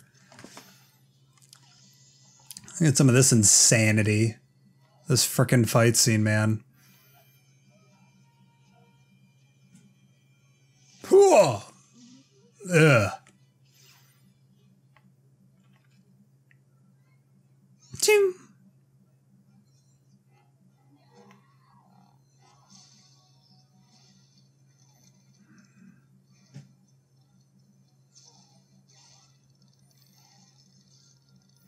I love the difference between Kylo's and Rey's fighting styles.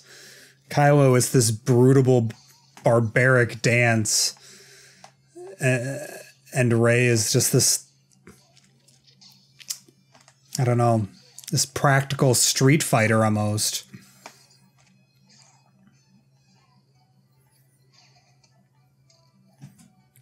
She's a survivor, and that's what's important. But it's almost more elegant than Kylo's, even if Kylo's is more dance-like and more, quote, choreographed.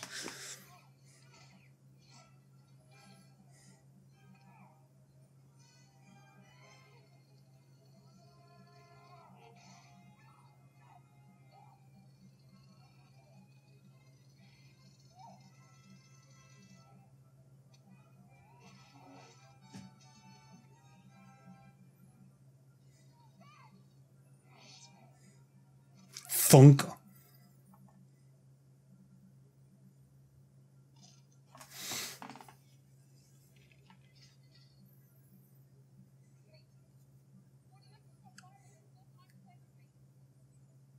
Turning on Snoke is not the same as turning back to the light.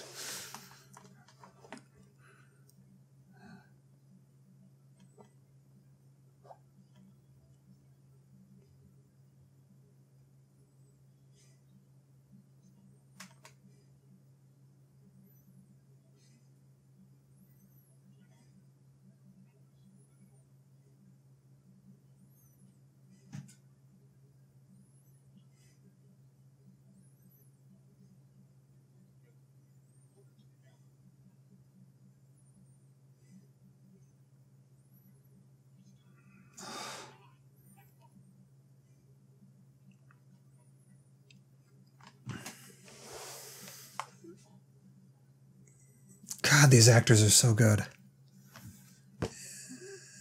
And you can see Rey's heartbreaking.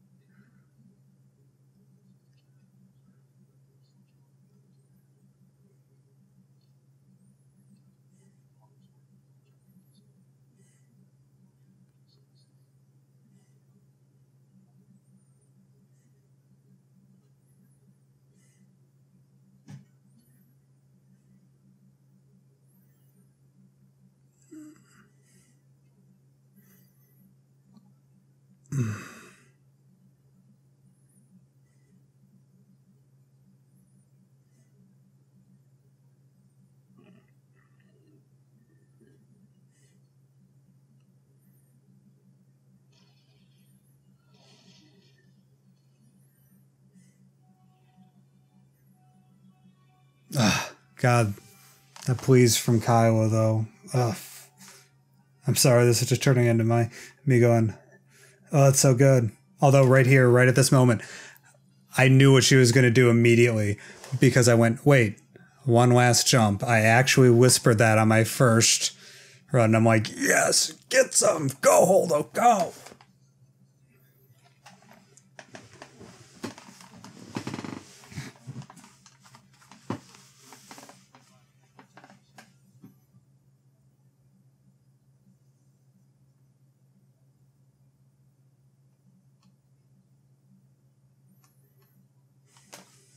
I knew Ray wouldn't take this.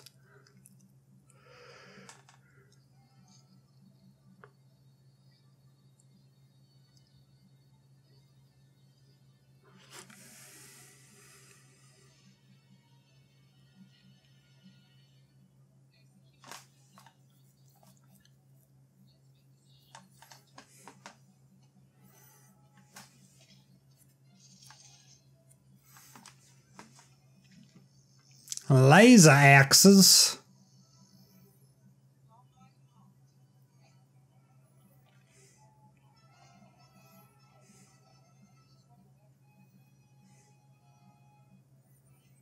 And now for one of the most beautiful moments in cinematic history, at least to me.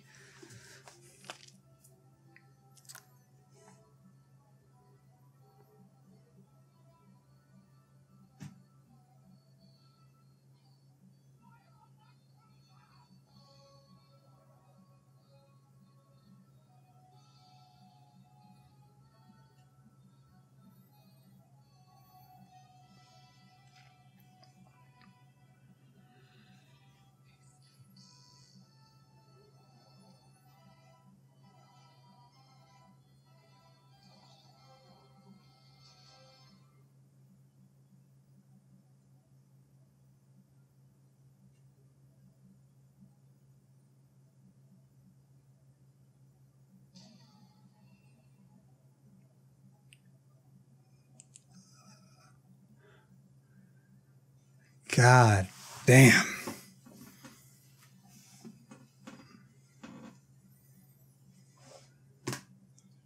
Six or seven. I didn't count. I was still too.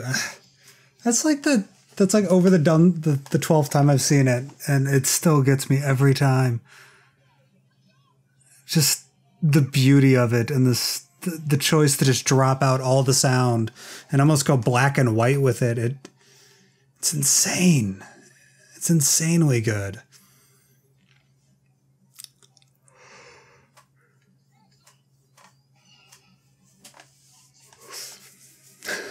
Meanwhile, back to crazy OP BB-8.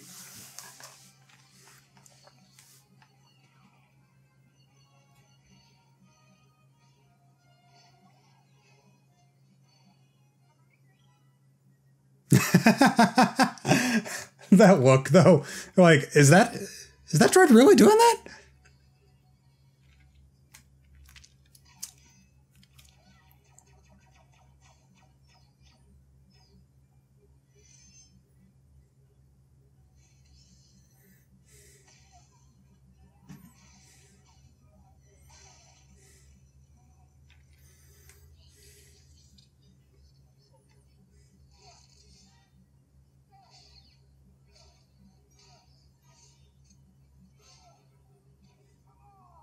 Ah, I never noticed BB-8 in the background with his ATST.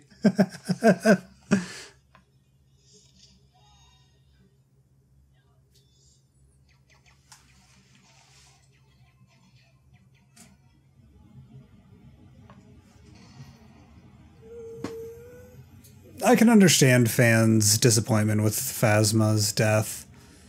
I really can. But I'm a hero guy through and through, so the fact that Phasma was nothing more than nothing but a plot point for Finn to become rebel scum. That's what's important. At least to me. So like I said, I don't have a problem with Phasma turning into a plot point.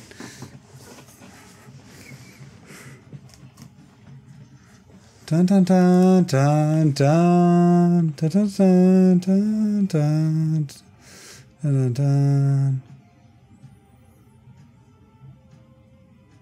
Man, I love that rose motif in this soundtrack that's just sprinkled all over the place. Yes, Snoke is super dead. That's the point of this. Snoke is super dead. Ultra dead. Very dead. Well, never mind.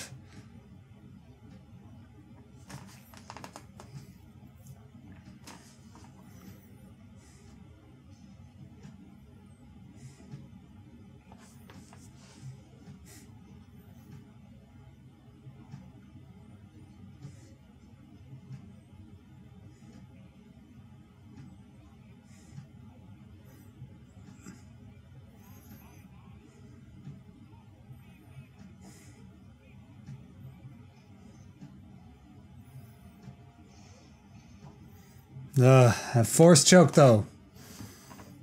Finally get to see it.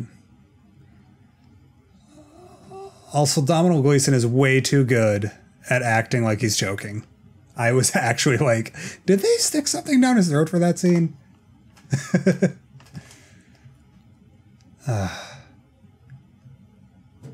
Damn it, Carrie.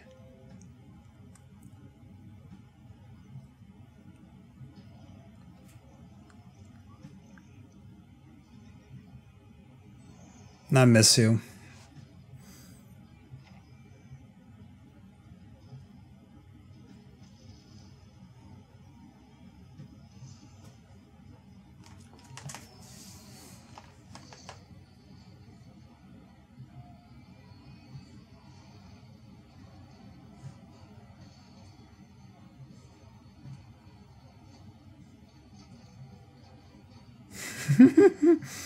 I love seeing Leia in the back there.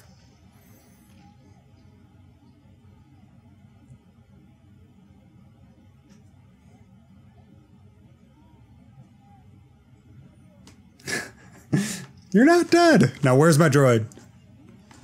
Belly rubs.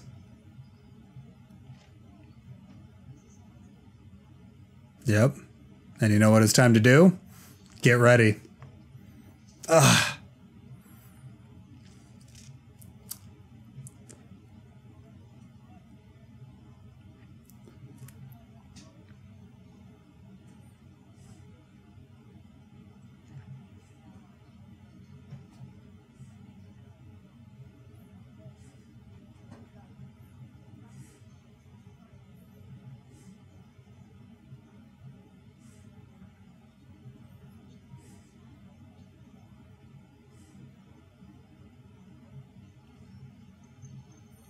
Maybe, or probably not.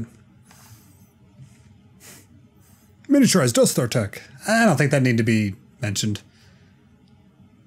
A battering ram cannon, Poe, you idiot. It's a cannon that that does battering ram things, which means it knocks down big doors like yours. Ah.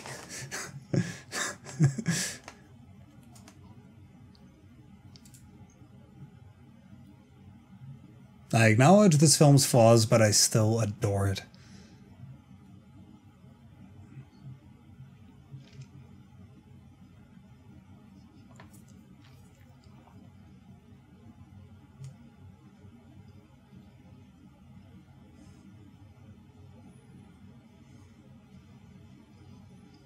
Dun dun dun. Dun dun. Dun dun dun dun.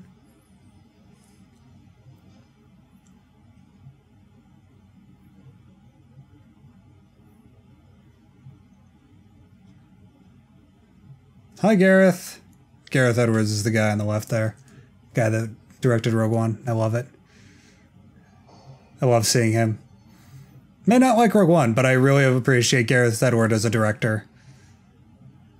And as a fan. He's a great, great fan of Star Wars.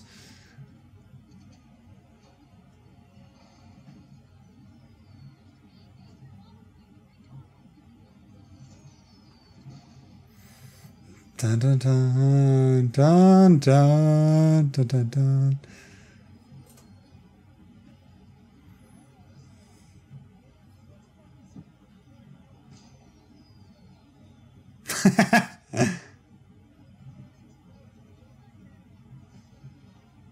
Bum, bum, bum, bum, bum, bum, bum. Right here, seeing each one of these Resistance pilots ready to go. Ah.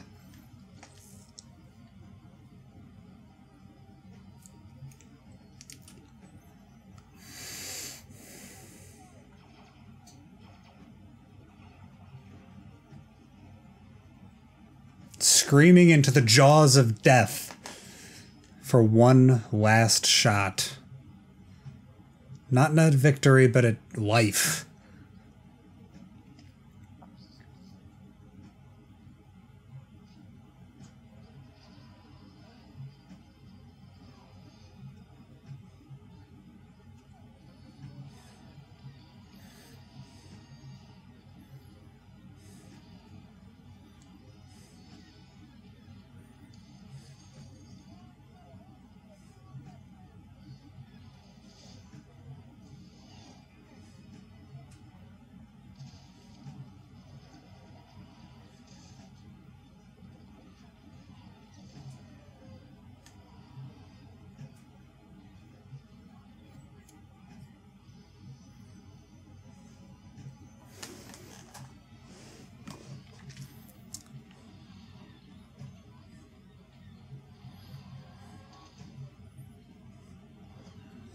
Yahoo!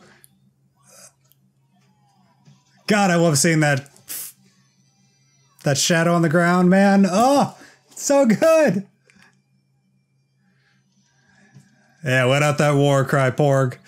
Let it all out.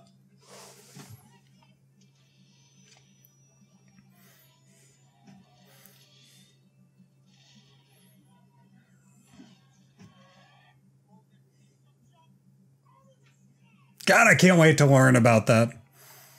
Learn about that piece of junk's history.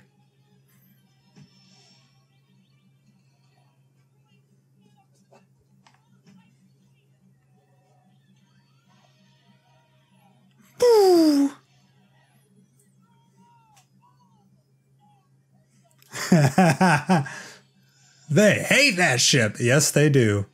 Bum, bum, bum, bum. Bunta bum, bum, bum, bum, bum. Bunta bum, bum, bum. Probably, definitely always in my top 3 tracks in all of Star Wars. Dun dun dun dun dun dun dun dun dun dun dun.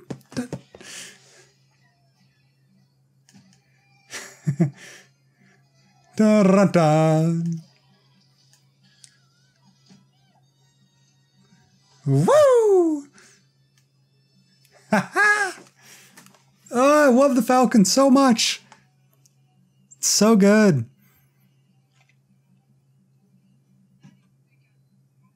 Yeah.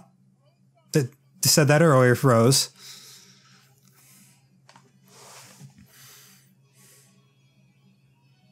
Dun, dun, dun.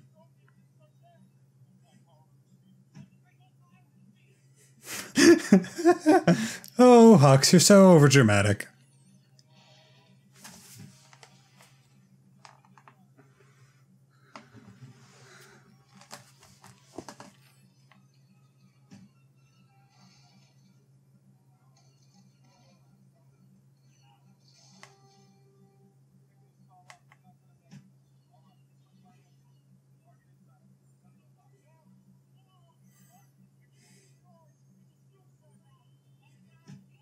Cannon's already charged. It's going to be able to fire anyways. You'll be dead before you reach it anyways. And that's how I interpret this moment. And what matters is that this is his decision. This is his moment. His character moment is right now. Here. When he pulls that headset off. That's the character moment that matters. Him dying would mean nothing. And that's my annoyance with a lot of modern media, is that you have to kill somebody for them to have a big character moment. And it's like, no, their big character moment is their decision and willingness to die for something.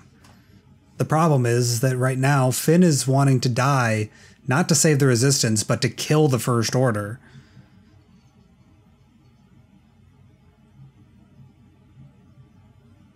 And that's why this isn't necessarily right.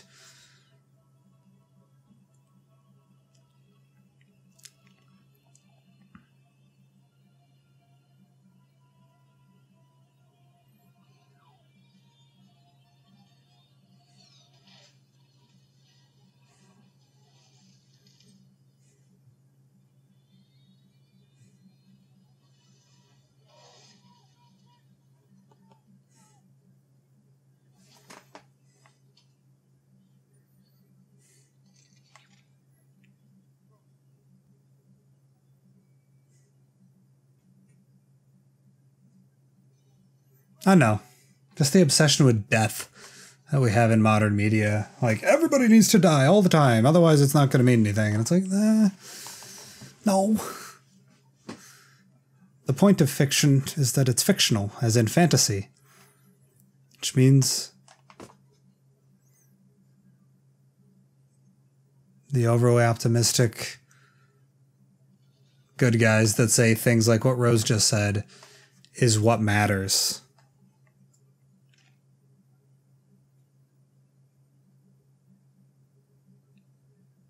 Those overly optimistic people can win.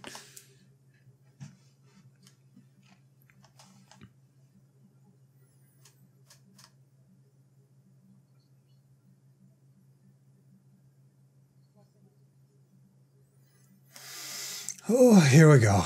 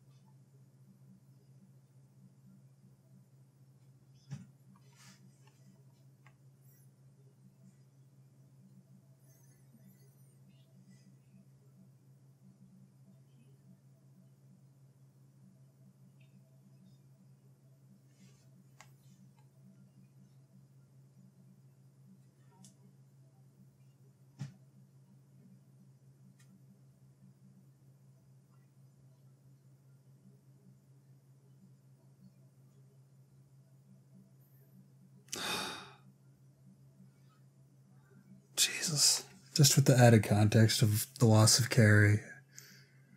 See? She knows. She knows that he's not here.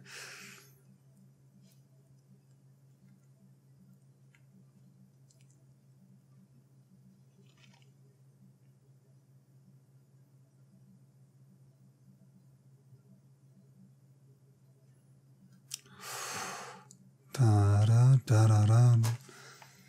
Da da da da da. Da da da da da.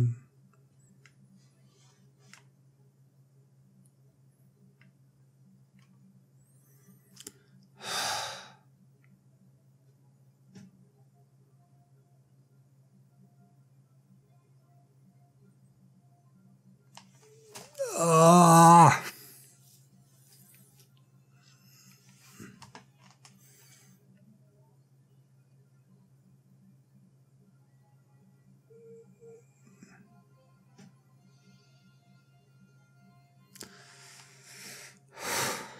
It's the resistance fighters standing up behind the barrels and the music and the fire and the chaos.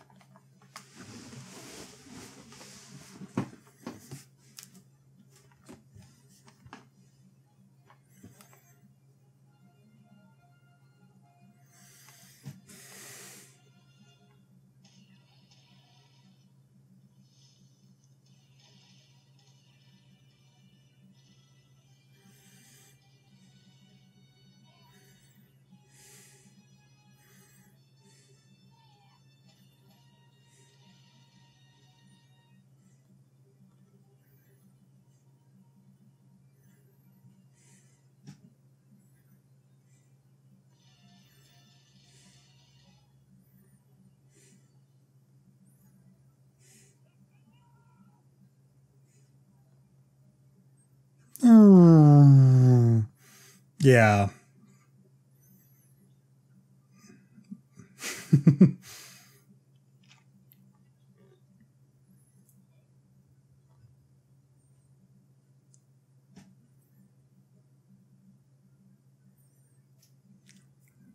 God, the cheer in the theater. There's your OP Luke Skywalker.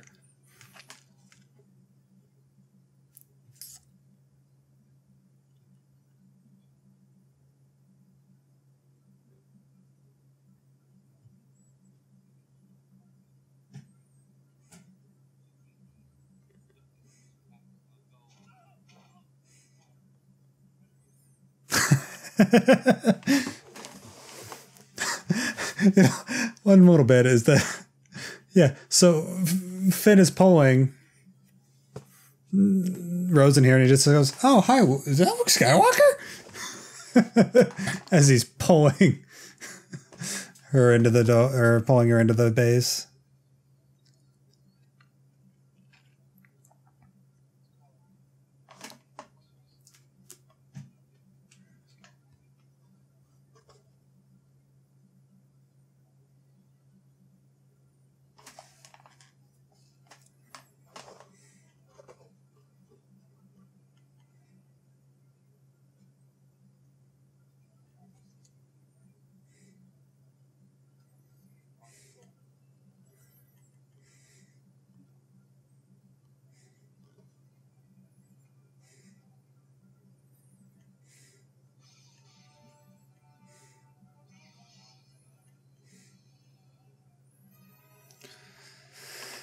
Oh, that's gonna need to be my background soon.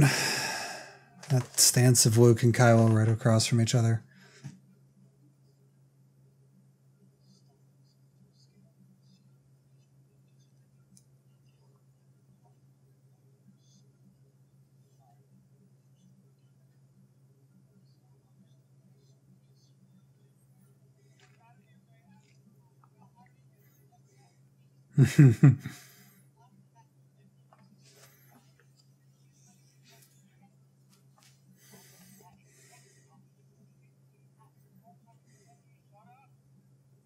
To one.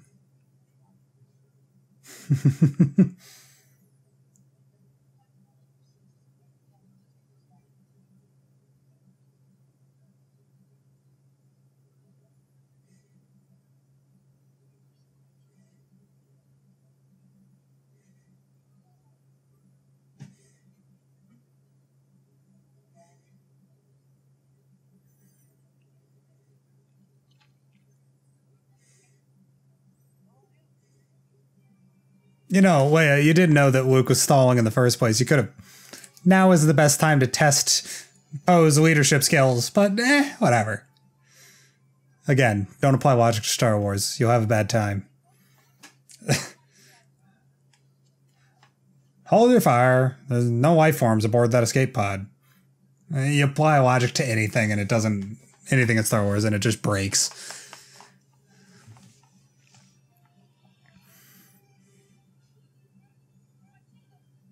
Hi, it's my other marketing material.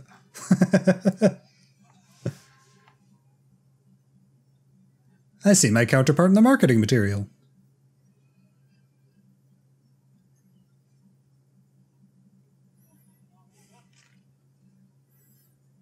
Oh, you got like a couple dozen people.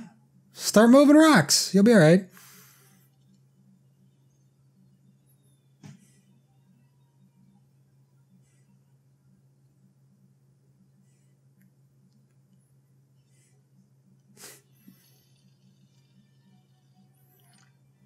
You know, as much as I like the Praetorian Guard versus Kylo and Rey fight, this is actually probably my favorite lightsaber duel in the saga.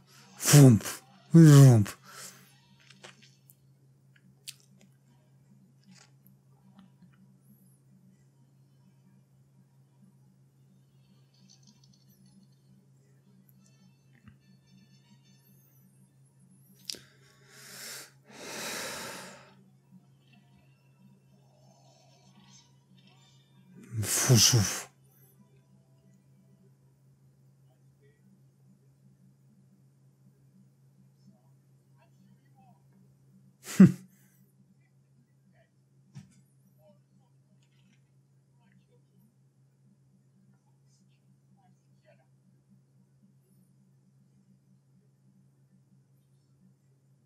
Is wrong. Oh.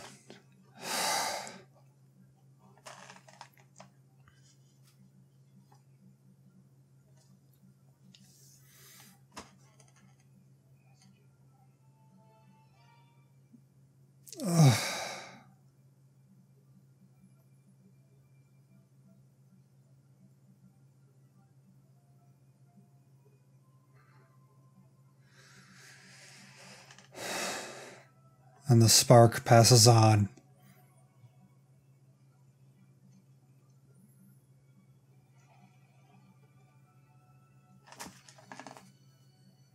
Ah.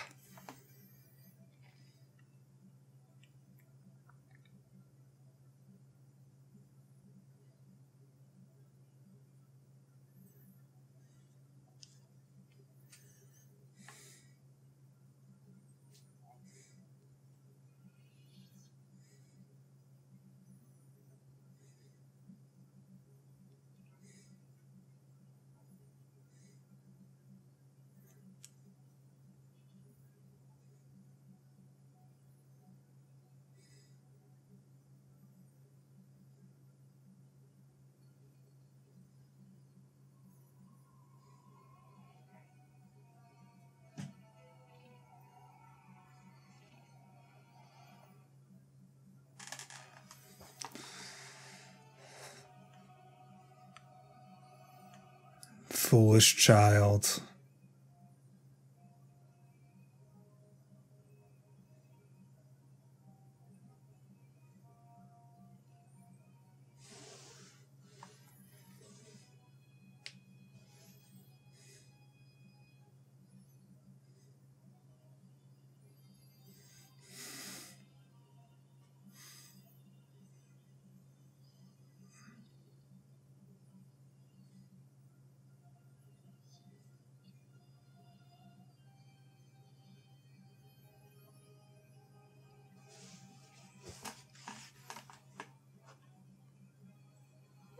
Ah.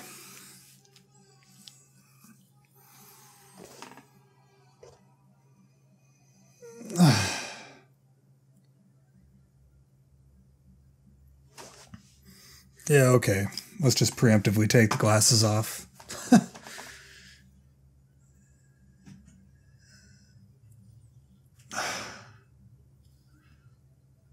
Damn it, Luke.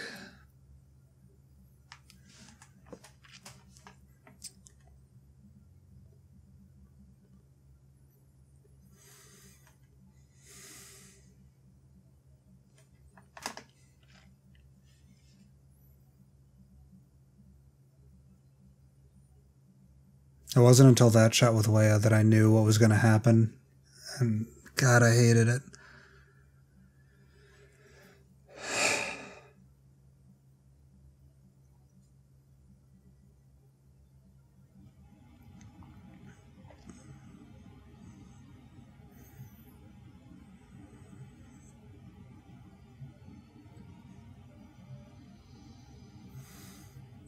You did good, kid. God damn it. Ugh.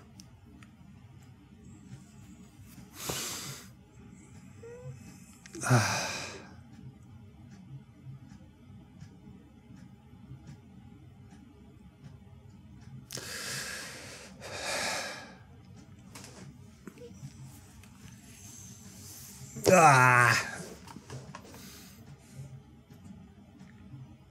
But what happened to his hand?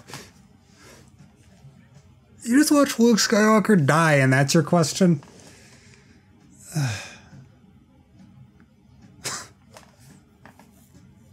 Nah. God damn it.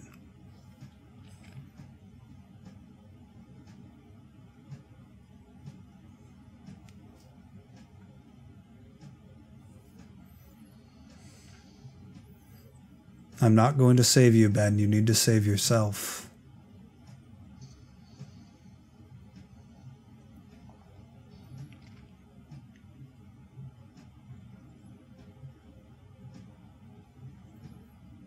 Ah.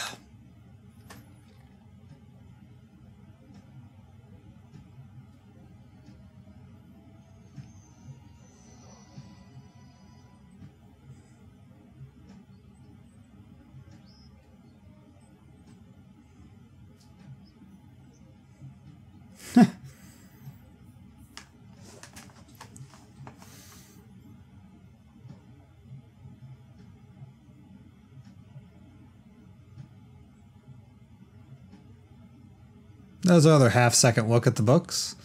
And more importantly, That moment in between Poe and Rey. God, it means so much.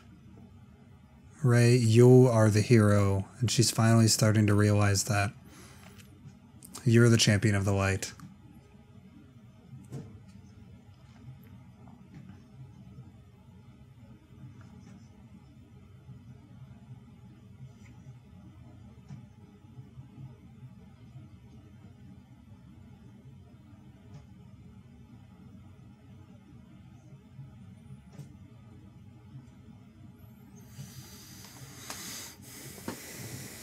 Kyber crystal's intact.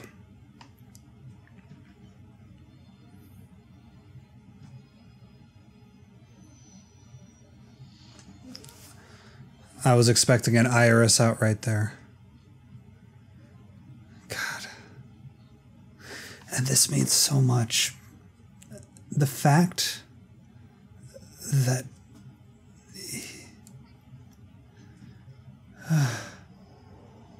the fact that he's speaking in a not talk. Ah, fuck. Broom Kid gets me every time. I'll talk about the story in this sequence here after a second.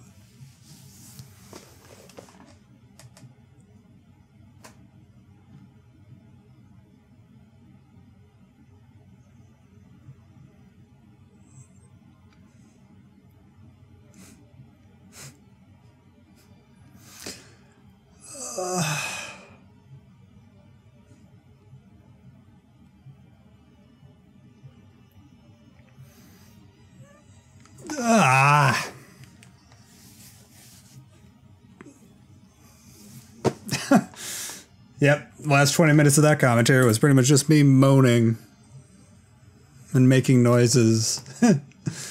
But damn it.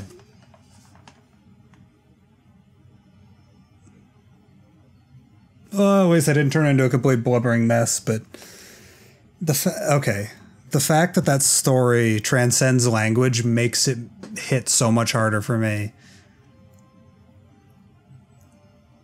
At least to me. Coming up on the dedication to Princess Leia, I think. Give it a second.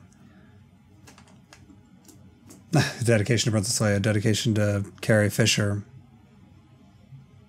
No, not quite. I wonder if it's in... It's gotta be in here. It's in the home release. It's gotta be.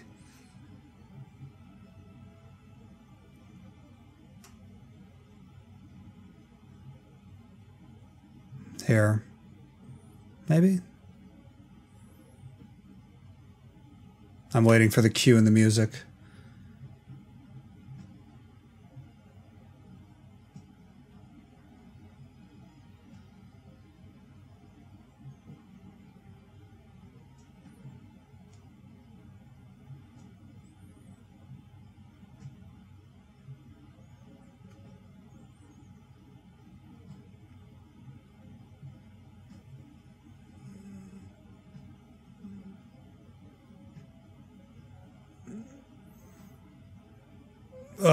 Okay.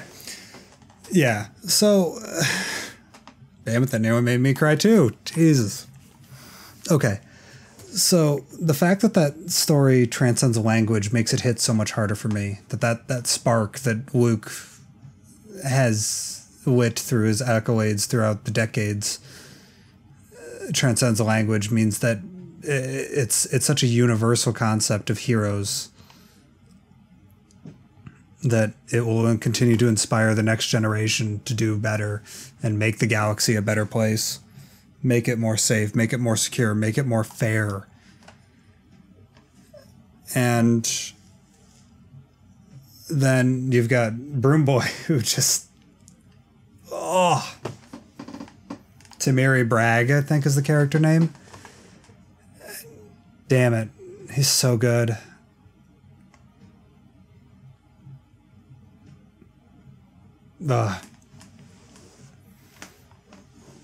He just... like, here's the thing. Like, a lot of people are upset. I'm kind of going off of some some tweets and stuff in between me and somebody that I admire very dearly. He's very annoyed about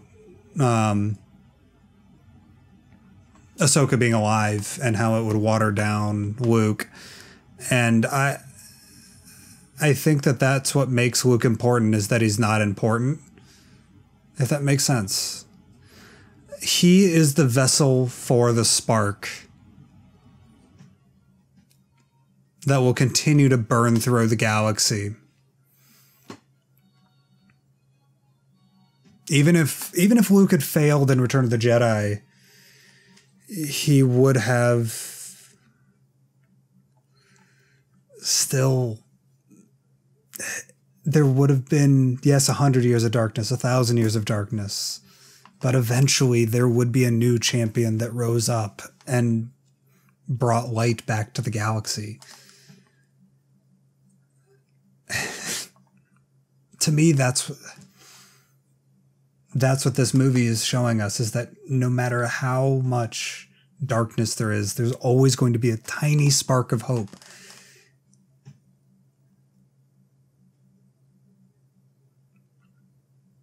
Like, in my headcanon, that shooting star that Broom Boy saw was the Falcon, but maybe it wasn't the Falcon. Maybe what's important is that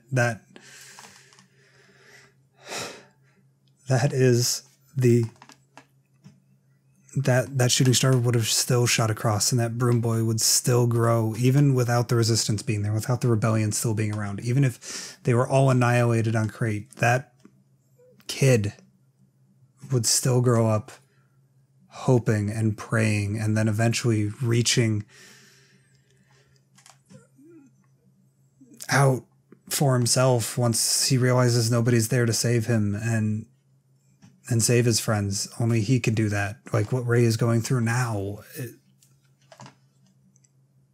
That hope is never going to die. And that's what's important.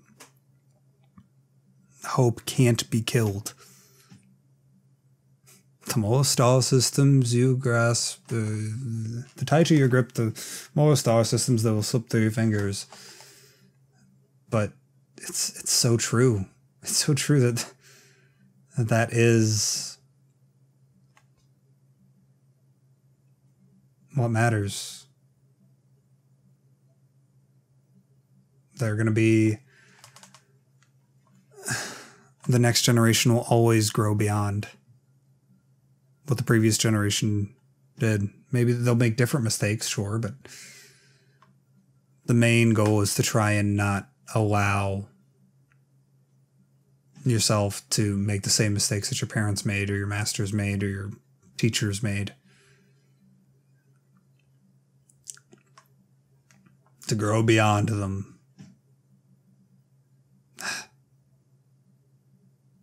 Now, I'm living up to my channel name right now and rambling, but I'm going to get out of here, guys. We're about halfway through. We just hit second unit credits. I encourage you guys to continue finishing off the credits. I hope that you guys enjoyed the movie. I don't even know how much I actually talked during this commentary. We'll see. We will see. I'll figure it out when I'm editing it. All right, guys. I'm going to get out of here. I'm going to render out this audio, and then I'll edit it together in the morning. You guys have a wonderful one. May the Force be with you guys. See you around, kids.